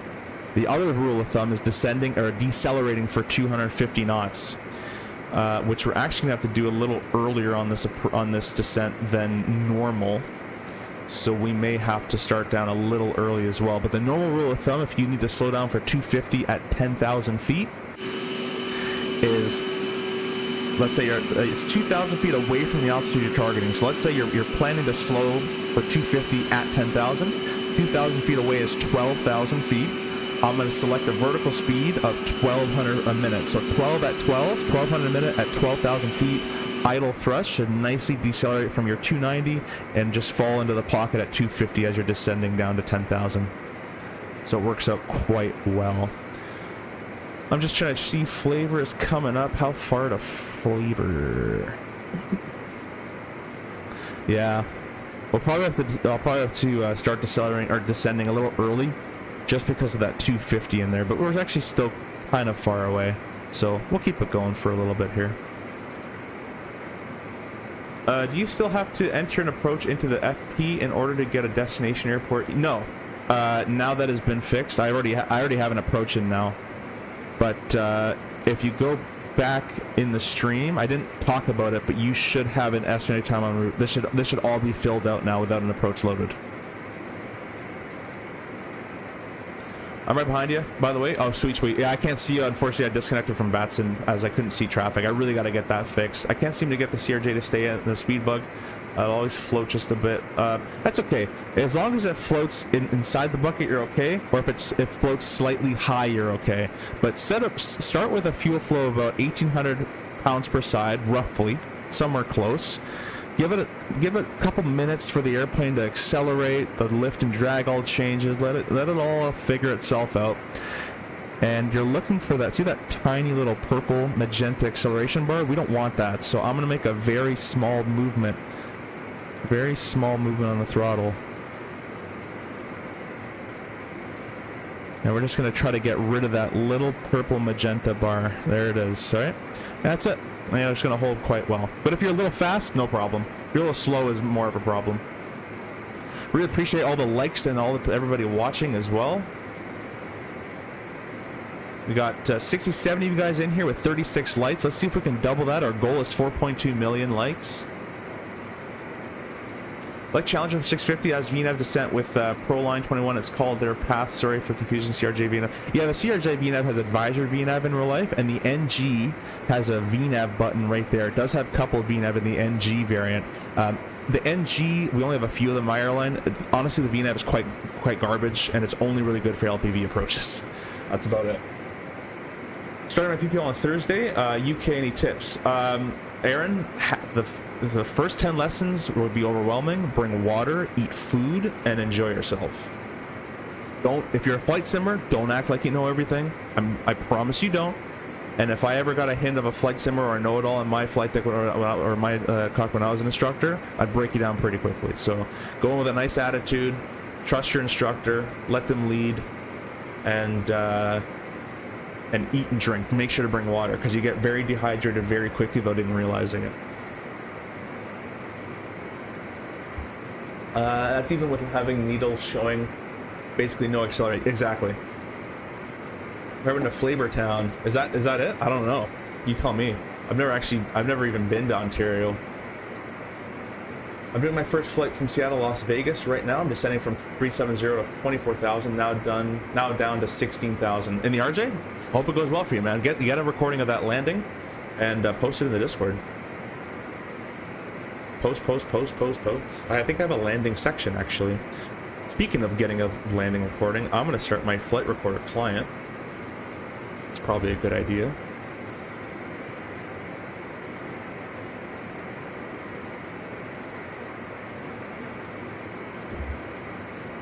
Alright, let's see what our top of descent's kind of looking like right now. 1900, we're still fine on that. Now, as well, guys, I'm going to go back here and I'll show you the spoilers. The spoilers in the CRJ are very, very tiny, as you can see the size of your forearm. So they do literally nothing when you're descending, and that's very realistic. The other thing with this ProDesk Sim CRJ throttle, I don't know if you heard those clicks, but there's very defined clicks. And that's how the real CRJ spoiler handle is. It's click, click, click. So when we bring it out, we don't just do this, because that'll shove a passenger's face right where they don't want it to be. So we just go click, click, click, click, click. That's how we use the spoiler in real life. Just if you're wondering. I'm still looking forward to seeing you land this plane. Oh, I haven't landed the sim in a while, so we'll see. My instructor already said he's bringing sticky notes to cover the instruments because simmers never look out. So yep. It's always a good one. As soon as someone could fly the circuit quite well and all that kind of stuff, I would cover everything. Every single inch. I had 9 covers, and I'd cover everything as I could. And you can fly a circuit strictly based off of attitude and sound of the engine, and you'll do just fine. As an instructor, I like to cover myself to make sure we're not overspeeding flaps and that kind of thing. So the student never realized we had ground speed, which is obviously not indicated, but it's pretty close. So I kind of had an idea, and they never thought to look there. But Canadian who flies out of YMZ says he's never been to Ontario. Yeah, exactly. Never been to Ontario in California. Andrew says, hello, do you recommend the CRJ now to the update? 100%. If you like regional A to B flights and you're not looking for a study level, high fidelity, whatever you want to call it, airplane, this will do the job for you. There is some bugs. I'm not going to say there isn't, but the flight model is much better, and it's just it's nice to fly. In my opinion, might be biased, but that's my opinion. Oscar's probably already asked, but did you have a good time at Expo? Loved it. Met a lot of awesome people that I already knew from Discord and streams, and people I never knew. So I got to meet all of them, and I also made relationships a bit better with people that I used to watch, or still watch. So awesome time. Met a lot of cool developers that I work with, and some I don't work with as well. And got to try out some cool yokes and all that kind of stuff. So it made me feel very broke, but I loved the experience. Refresh take on the sound in cockpit. So many of us want it always sound like the engines are right next to us. Whether it's not realistic at all, King. Yeah, you got it. Those engines are 100+ feet back. You're not hearing them. Over the air conditioning in your headset, you're not hearing anything. I don't even hear it on startup really that much. I really wanted to go. Yeah, you can go probably next year, Charlotte. It's in Minneapolis, so it's pretty close to Charlotte for you.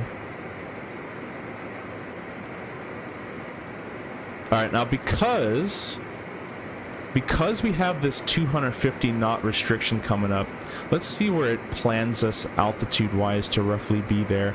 It's roughly planning us pretty high, so because it's going to plan us that high, I'm going to start actually descending early. Normally I would not do this, but because it has a 250 knots restriction there, this airplane does not slow down unless you can either go down or you can slow down. So we're going to start a bit early here, guys, on the descent. So we're gonna go down to 3,400. It's too much. That's what we're planning at Uke. We're gonna select vertical speed. I'm doing this with an autopilot panel, by the way, guys, but you click this stuff here very quickly. This is all fiction. You can click away all you want here, blah, blah, blah, blah, blah, blah, blah. This is fact. This is what the airplane's actually doing. I'm an FMS2 LNAV. It's armed to level off at 3,400 feet, and we're in vertical speed with 0. So now I'm going to start adding this in. We'll go to 2,700 in a minute or so. Actually, we'll do right to 3,000. We'll go idle thrust. You can see it rapidly accelerating. That's pretty real as well. Now, the airplane starts, the autopilot's a little aggressive with how much it pitches. That probably has to be tuned again with the new flight model, kind of changed it. But it's not too bad.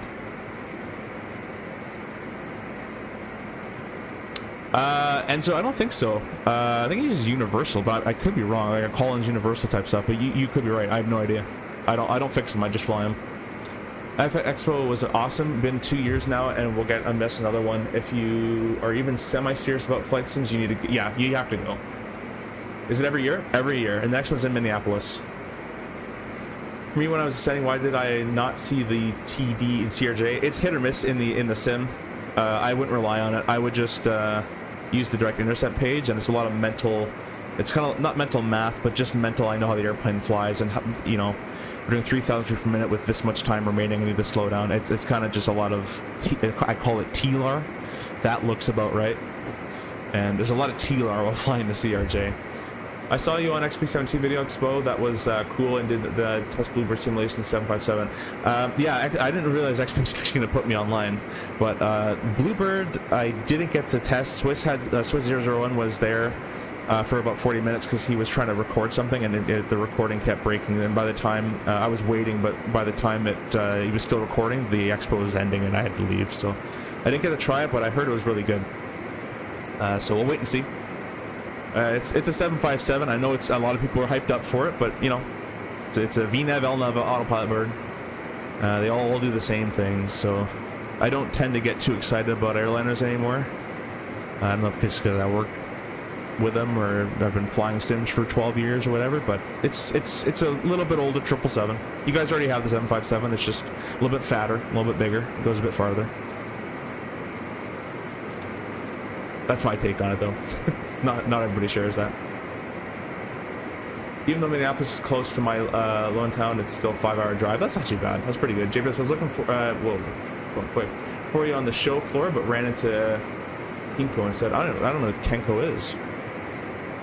Yeah, I couldn't find you either, actually. Technically St. Paul, not Minneapolis. Oh, that changes things. Notice this airplane, though, how it's nicely accelerating. That's very realistic.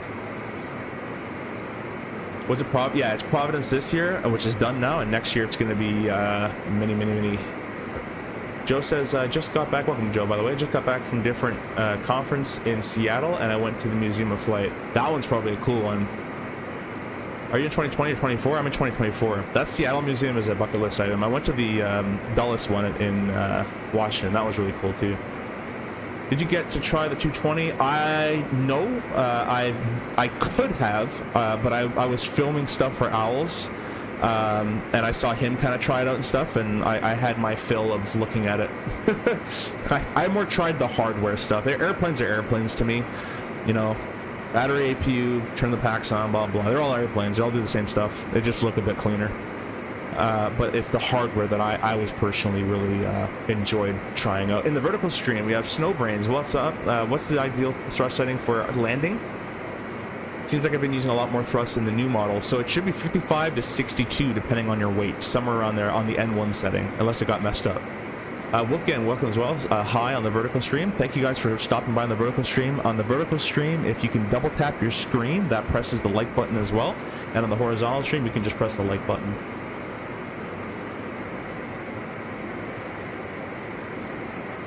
Just finished at the gym. Have you on Bluetooth Drive? Awesome, cool. Actually, I did that while I was driving home as well. Watched AI seminars of the online seminars, I imagine, of the FS Expo. I'm from Europe. Bit expensive to go to North Carolina. Yeah, or not North Carolina. NL. Why am I blanking right now? Well, Providence, anyways. Yeah, it's quite expensive to get there. I don't blame you for that. I wouldn't go to a Europe one most likely. 95% combat flight sim and Expo is still worth it for you civil guys and gals. It's even better. Yeah, there's tons of civil stuff. It's Expo, if I were to say, is targeted around if it's targeted towards Microsoft Flight Simulator civil aviation. There is a lot of DCS still, and there is some X-Plane stuff, but it's a heavy Microsoft Flight Sim Expo for sure. Should have gone because I go there every year, but we were busy at home. My brother goes to Brown. That's no worries, man. You're gonna be the next one. I used to go to Dulles Museum when I lived in the area. Yeah, I love that one. We do a DCA layover, and I'll just take an Uber, and I was surprised it was free. Trust me, he is right that Seattle Museum of Flight is at 11 out of 10. Yeah, it looks really cool. My train home from Providence broke down about 20 minutes outside of New York. We sat for... Is that why my train got canceled this morning? I had to take an Uber. It was an $85 Uber all the way to the airport from Providence to Boston. We gonna get GTA 6 before that. Bloober 7, yeah. GTA 6 looks pretty cool. I hope they release that on PC because I'm not buying a console for it. We get, I went to, it has a really good plane watching deck. The Seattle Museum or the Dulles one? Let's transition. The altimeter setting over there is 988. I'm just gonna press the B button. Oh, it doesn't work. All right, we'll do it. 88.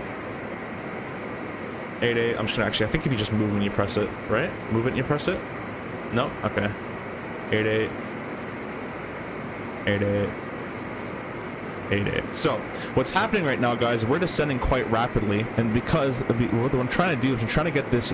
I'm trying to get Uke down to around 1,200 feet per minute required. Notice it was at 22,200 or so before when I started. Now it's counting down. That's because I'm doing 3,000 feet per minute. So I'm doing almost double what it requires. And I'm doing that so that I can reduce my rate of descent, match up my rate of descent with what it requires, and slow down for flavor. So it's a good thing I descended when I did. If I did it any later, we wouldn't be able to slow down. So let's go ahead and set 250. We're still idle thrust, by the way, guys. Notice that? We're still idle thrust. Got a quick phone call, but I'm going to start to reduce my rate of descent.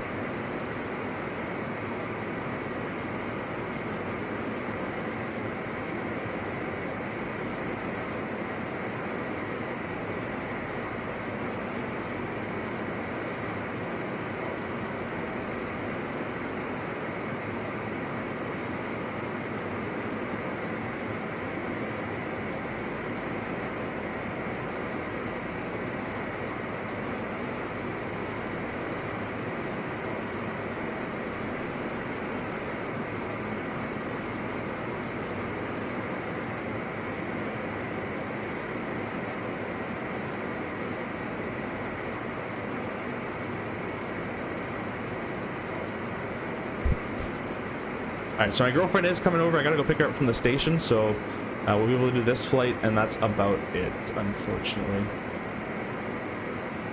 But I'll give you guys a nice little review and all that kind of stuff, or replay. Oh, the Dallas one? Sweet. Yeah, I've never been. Oh, I know I have been to that one. I've been to the Seattle one. So notice I've just brought that 3,000 foot per minute descent down to a 1,400 foot per minute descent. Let's go back to Uke. It requires 1,400. As you get lower, the air gets, as we get lower, the air gets thicker, and we get slower, it requires less. So I'm going to do 1,200 a minute. And we're just nicely slowing down for this 250 requirement right here. That's why I started down a little earlier than I would have. I'm probably going to need some spoiler. My autopilot disengaged, I think, because I moved my yoke. We'll re-engage that. You didn't hear the sound of it disengaging again, guys, because the Boris sound pack ruins that sound until it gets updated. Notice how this is full spoiler. Look at that. It does nothing. And that's what the real one does. Basically nothing. No, they're already tuned. Yeah, go away. We don't need you. We don't need you automatic mode. We're not Airbus pilots. Get rid of this. I will say I was not going to serious into flight sim and VATSIM until I started watching since last year. Now I'm planning for next year's Expo. Yeah, I think you'll enjoy it. I think you'll really enjoy it. A little bit of thrust for 250 will maintain, really not much of it. I think you should go though. Snipes. Enzo says, want to go to Bristol? Ooh, that would be awesome. Yeah, I love the Concorde. Concorde's my absolute favorite airplane of all time. Next to the F-14. But, yeah, I absolutely love the Concorde. Notice how 1200 just fell into my lap and I was already at 1200. You get to know how the airplane will start to convey numbers to you as you fly it a lot. So I'm just used to this airplane in real life and in the sim a little bit, so I take what I know and I apply it. It's probably going to say 1100 feet soon anyways as well, required. I'm just going to hold 12 for the time being. We're going to just do a little bit of thrust to maintain 250 there. Passing down through 10,000. I actually didn't do my 10,000 checks. I left the belts on the whole time. I've just been talking to you guys. So we'll redo that. We'll redo that. And seat belts and smoking are... Press the stat button. We can box those up. A little bit of thrust on there. Isaac, hey, welcome, sir. I think I was not on the live portion. It was way back. How's the update going? Your DM. Saw your DM. Oh yeah. The update's going really well, and I'm enjoying it. I kind of streamed it before for you guys as well. I'll turn the light on so you guys can see a bit better. But it's going quite well. Again, there's still going to be bugs. It's not going to be 100% finish, and it's not going to be a Phoenix or anything, but I'm enjoying it, and the new flight model is a lot better as well. Next year's Expo is June 12th to 14, 2026 in Minneapolis at St. Paul River Center. Yeah, I'll be going that. That's the route actually that the CRJ goes on with my company, so I might even fly. I don't really want to work it because then I'll have to leave the next day, so I'll try to get that time off. Hope he's able to reduce to 250 before. Oh yeah, no worries. Did they fix the holds? It does a direct hold now quite well. And I think it does holds from like a missed approach quite well. But if you program a parallel entry hold, it's not going to do the greatest of jobs. Let's go back here and see what we require.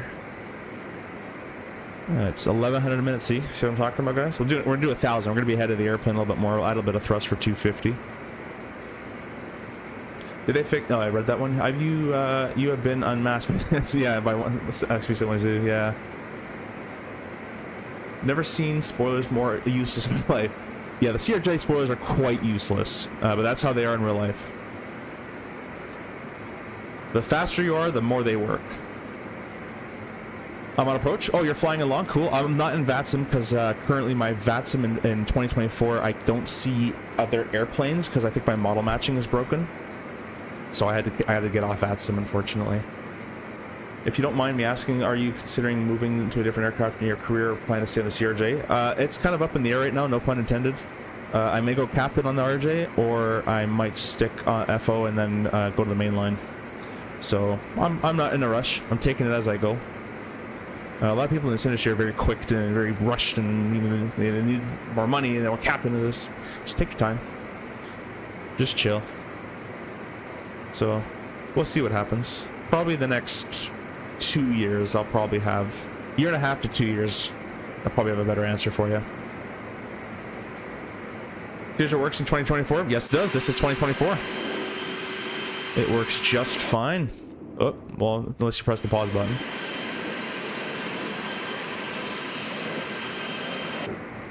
I'm gonna have to level us off here a little bit because of that terrain coming up, so I'm actually below the altitude I'm supposed to be. This is what happens when I'm not vectored by ATC. So let's go back up to 8100. The speed's gonna drop off, and that's fine.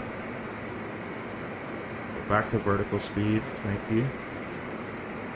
We'll do about 8,500 feet or so. We'll press speed mode, climb 253. I want climb 250. We're gonna slowly add our thrust into the climb D10. If you go too quickly, the airplane noses up very fast, and it will hurt some people's necks here. We're just gonna get above all this kind of terrain. We are above the terrain, but we're gonna be legally above the terrain because we're a little too low. There's alts cap for 8,500.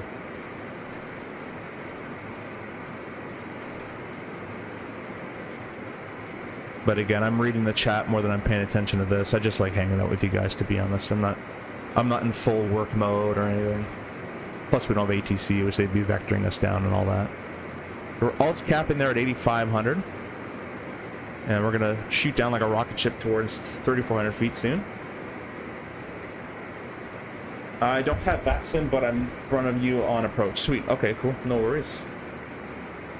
I had to lower I put dynamic settings on because I've been getting some bad frame rates recently. So if it looks bad outside, that's what that is. It's a temporary fix that I have for you right now.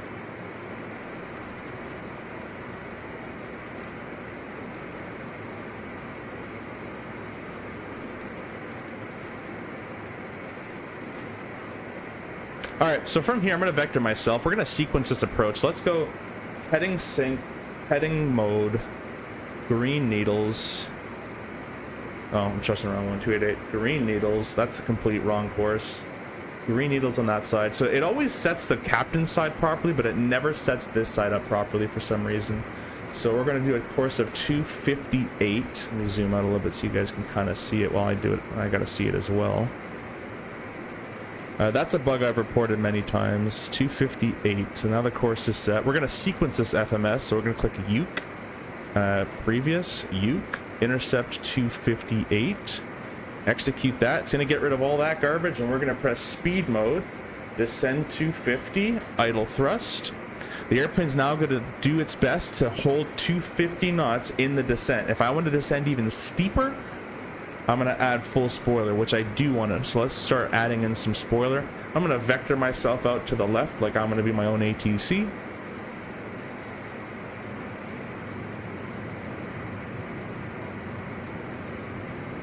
Yeah, it was nice meeting you as well, FO. Welcome, welcome. Guys, if you don't know FO Pilot Death, he's a fellow streamer as well, so go check out his channel.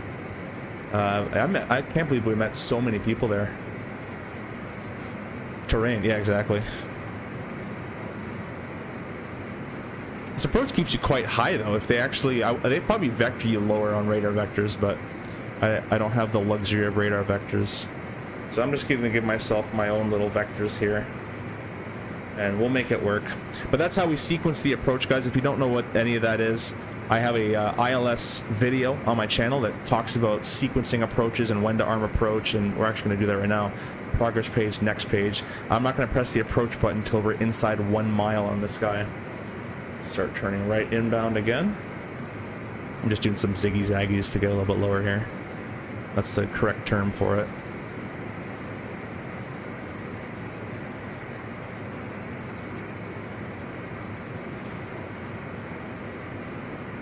We should be able to get rid of a little bit of spoiler here. A good thing in real life, a rule of thumb, is always keep your hand here. I'm not doing it because I don't want to break my honeycomb mounts, but always keep your hand on the spoiler so then you don't take your hand off and add power. Your first thing is to remove spoiler. There's alts cap at 250 there, or at 3,400 feet. We're going to press approach, slope 2. It's probably too tight of a turn for it to do, but that's okay. Glide slope is armed. I'm going to let it continue to decelerate here. This is not the airplane's fault, guys. This is bad vectors because I am not air traffic control. So to give you guys a thing on the flight model, I'm just going to hand fly it. There's autopilot disengaged. You're not going to hear the warning sound, and that is because I'm using the Boris sound pack, and the Boris sound pack breaks, or not breaks, but it hasn't been updated yet. So you will hear things that don't correlate. We're going to continue slowing down. We're below 230, flap 1, and I'm going to we're going to re-intercept this localizer here. The flight director lies to you in this airplane in the simulator. It doesn't do that in real life, but just keep that in mind in the sim, that it does lie to you. Notice how it's saying I gotta come right, even though the localizer is literally coming in. We're gonna go flap 8. We'll slow to 180 knots. I'm just gonna verify that my spoilers are retracted, which they are. Might have to actually reduce my sensitivity, I guess technically increase it again, because right now it's a little actually not responsive at all. So let me go ahead and change that. This is what I meant by saying, guys, is leave your controls on default when you get this update. So I'm gonna just go ahead and I'm gonna leave dead zone in there, but just leave everything on default when you first get it. You can put a bit of dead zone in, just because those controls felt very heavy to me, which wouldn't be quite real. That feels a lot better. Yeah, that localizer flight director is completely wrong. It's fine. We'll fly it raw data if I need to. Now, I can't see the runway just yet, and that's because I think my settings aren't set properly. Again, I'm using dynamic settings, so you can barely see outside the window. I'm gonna turn that off right now as well, now that I have you guys here, just so you guys can see a nicer picture outside. There we go. Now I can see the runway. Glide slope's alive. It's going to be 5,400 feet for the climb in hold, so 2,800 feet for the mist. I'm going to go ahead and start my flight recorder. There we go. I'm not going to be able to check comments, guys, as you probably imagine. But you can see just how nice this airplane is to hand fly now. The power is a little too excessive. I have barely any thrust in, and it's starting to go. But other than that part, it's pretty freaking good. So let's go ahead and we'll go gear down. Our reversers back to the armed position. This is hard to do while you're hand flying it. And we'll throw our landing light on as well. When landing light comes on in real life, at least for my company, when we've been cleared to land, it's a little bit of a reminder to us that, oh yeah, we have been cleared to land. I'm gonna back my chair up a little bit as well. There we go. Probably started recording a little too far away, but we're glide slope capture. We're gonna reduce our thrust. We'll go flap 20. We'll set a speed of 160. Let me zoom in a little bit so I can see my numbers here. We're gonna start pitching on down. There we go.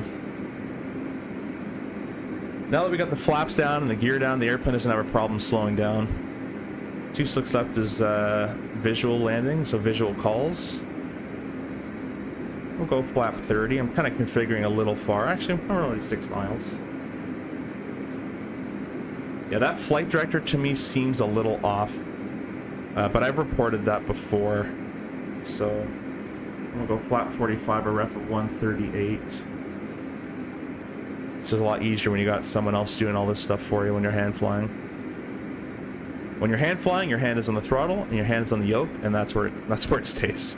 You don't take it off and start twiddling different stuff. But hopefully you can see how easy this thing is to hand fly. I mean, I don't have it on the yoke currently, but the camera at least. But let me get rid of that Navigraph chart for you. There you go. Go back to flying this airplane then here a little bit. Got 17 knots from the left. It's not too crazy. Airplane 900 max crosswind in a dry configuration like this, dry runway, is 35 knots max crosswind from 90-degree angle. 1,000. Check. Now in the IFR approach, I would have to call stable.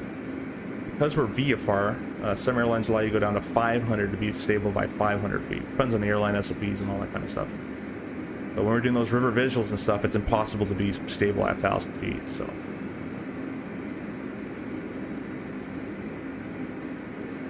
Yeah, the thrust is a little... I'm used to being more up here in real life rather than being down here, and I think that might... It's either a mounting issue or just the way...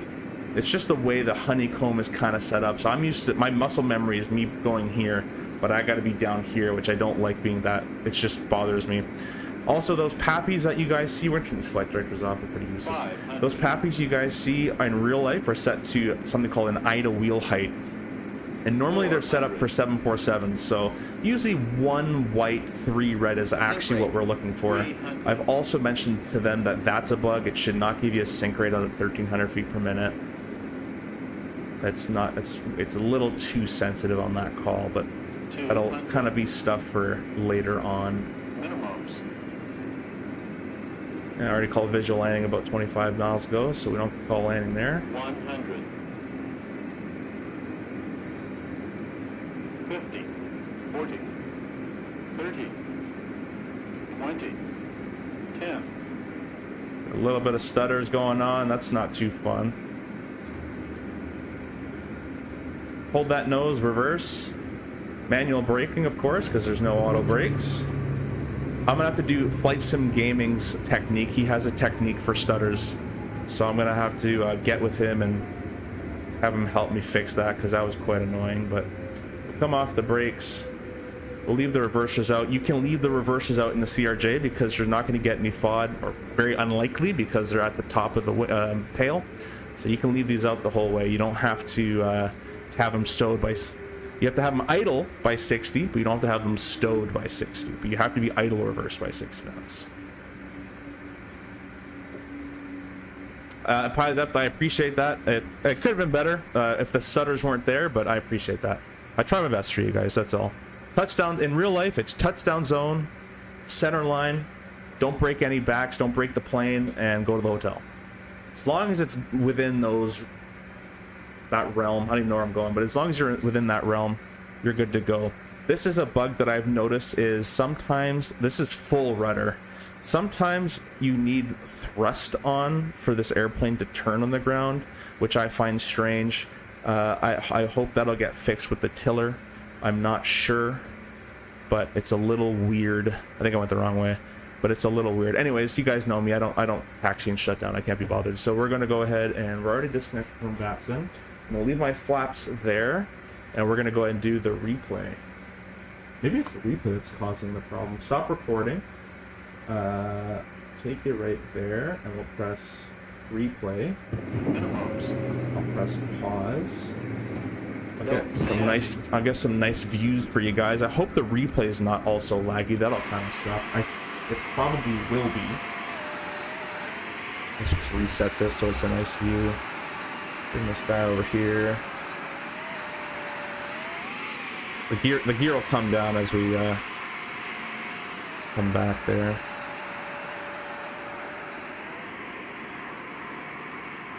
Alright, let's do some replay stuff. Let's bring this up here. I'll turn off the cameras so you guys can get a sense. Off. Just do that for this one. Okay. Let's wait for the gear to come down, and I'll press play.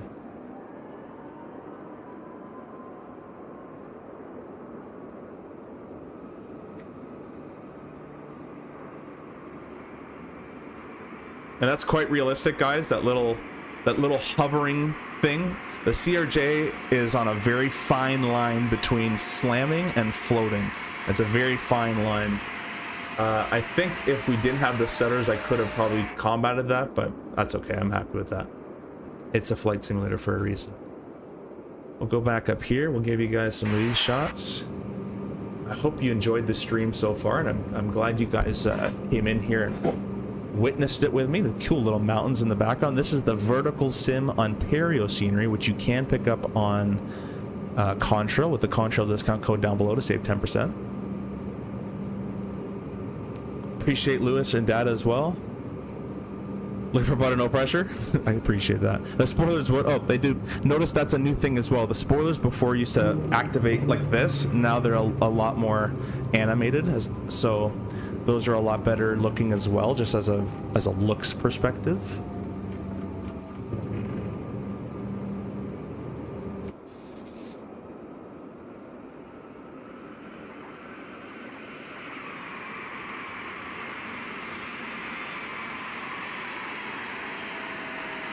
I can't catch up.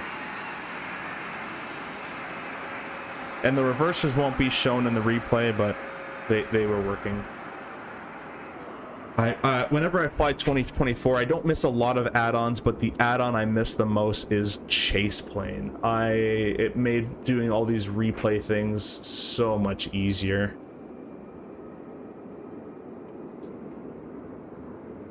Where are we at? Oh, we're far. Let's fix that.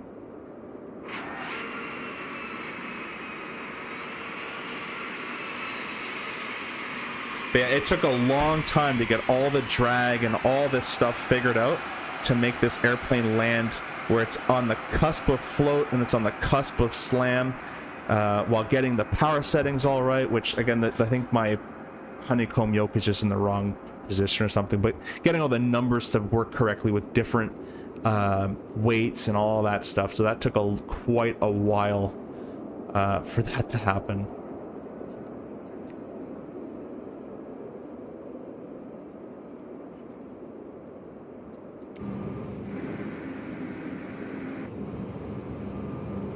Give you guys from the slat here if I go to left slat.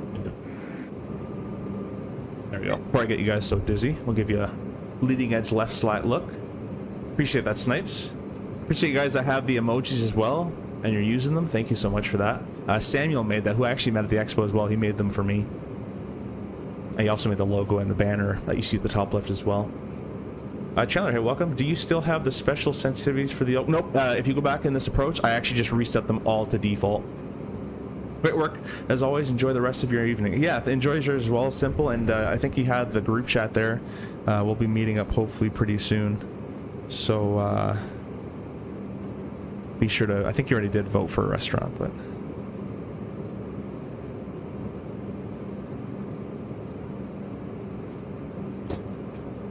Supposedly coming eventually.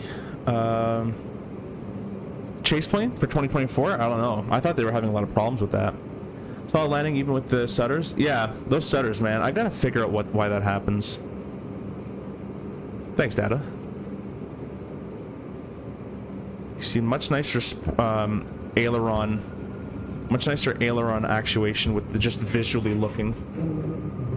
B1 Rotata, bug detected. Autopilot won't engage after. So, not a bug. Oh, yaw damper then re-engage. Yeah, I've already. That is a bug. I've already actually reported that one. Yeah, I mentioned that one at the beginning of the stream. I thought you didn't know about the yaw damper though. I was gonna say, bug but not a bug.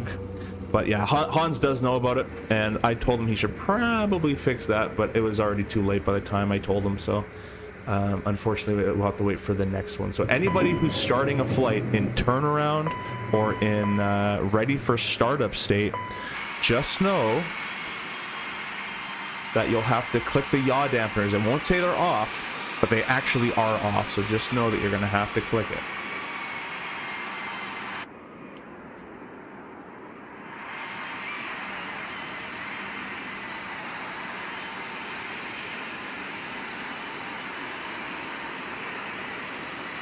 I'm trying to get like a kind of cool view.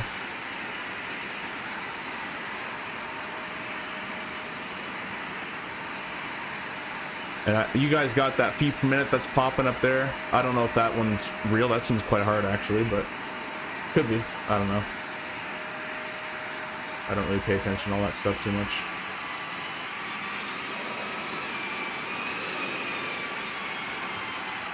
See what else I can give you guys here. Probably going to end the stream here soon. I'm going to try to fix these stutters. I wonder if I go back to dynamic settings, if I can get rid of these stutters again. Put those on. The problem is you can't see outside after, like everything's very blurry. You see the frames are amazing with that, but then everything's so blurry outside and you kind of can't see anything.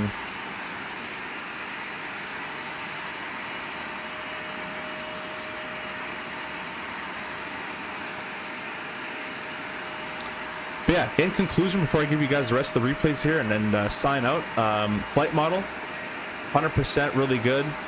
I'm probably a little bit biased to that because I helped make it, at least from an advisory standpoint. I didn't code anything. The feeling is much better. The flap speeds are better. The spoiler actuation visually and actual physics behind it are better. Crosswind technique is improved with the rudder because now it doesn't do the nose or steering anymore. If you know what, you guys want to see let's do this. I'm gonna give you guys a max crosswind landing real quick, and then I'm gonna sign out here. Let's go back there. I want to show you guys what it kind of looks like. We'll set custom, live weather. I think that's the wind speed, 35 knots. That's the max. We're landing on 26. So I forget how they do it in this image. Technically, we'll just do about that. And I'm gonna go to the flight deck here. We'll press stop replay. It might get a little interesting here, guys, as I kind of configure this thing to fly in the wind, but Don't sink. also it shouldn't not be going in I don't know why it's rolling right now. Oh, it's because my yoke is broken. Wait, autopilot on? No. Yeah, my yoke has a problem with it, so just there we go. Now it's all fixed. So let's go ahead and press line. Do this, do that, do this. I want to give you guys a bit of a max crosswind kind of demo if I can quickly. We'll press record, and we're gonna slow all the way down. We'll get back down to our VREF speed. We'll probably go to 142 or so with this extra speed.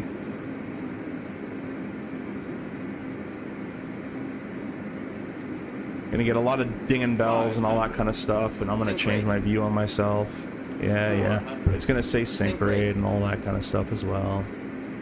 But we'll get it all kind of configured here nice and quick. So we have the nose quite far weather vane to the left there. So I'm gonna add in right rudder at about 15 feet or so, and left aileron. And hopefully, let's see if the stutters go away now as well. That'll be a little bit of a test for us. 100. 50. 40. 30. 20. 10. Rudder, aileron, reverse. You guys can't see my power because I took the camera away. Anyways, braking, blah blah blah, you know the rest. Stop recording, replay. But that feeling was so much better. That was all default everything. So much better than what the old one used to be. And that took a long time. I've tested this, not this approach, but I've tested this max crosswind with different weights, different density altitudes for at least a week to finally get it like this. You can see how much of the nose is actually deflected. And I noticed this in flight sims that no one actually corrects their nose with rudder and aileron. So we're gonna add that right rudder. Let's align that nose down the center line as best we can. And you nicely come to a stop. We're gonna press, or to a touch I should say. I'll show you guys from this view so you get a nicer view of how it looks.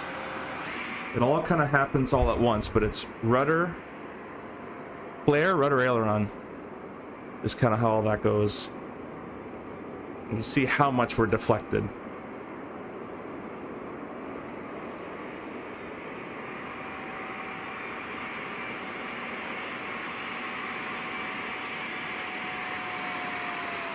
And you want to get all that, cross controlling. I would just practice these approaches, by the way, guys, is what I would personally do. Practice all just visual approaches, max wind, or max crosswind of 35 knot limit. And practice that art of just nicely adding that rudder in. And the aileron. When I'm like this, I'll pause it real quick.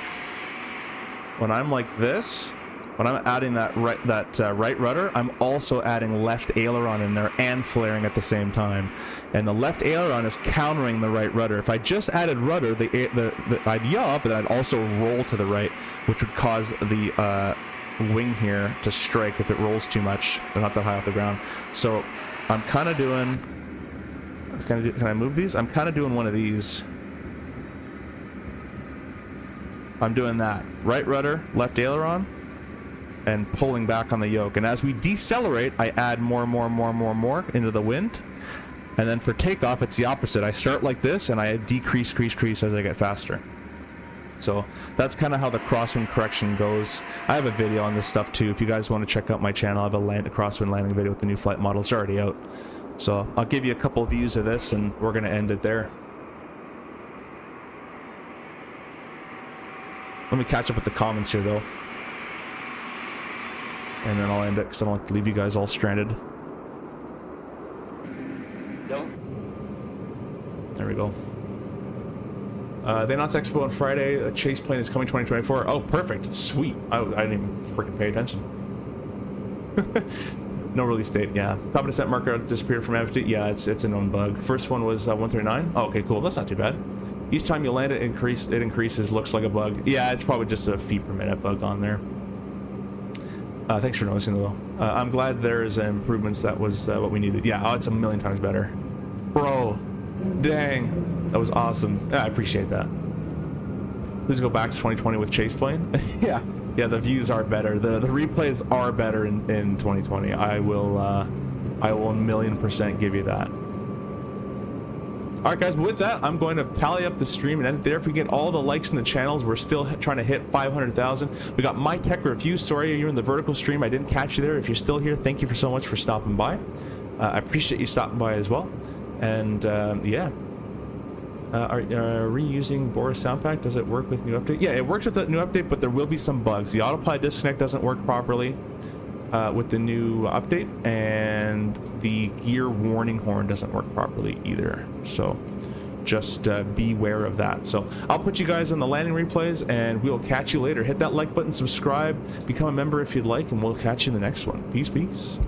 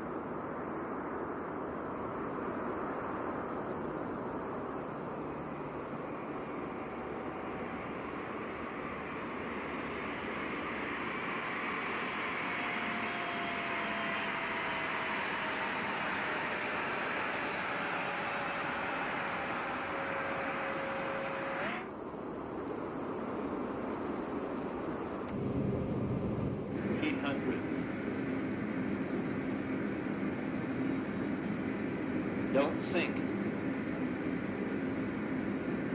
Don't sink. 200.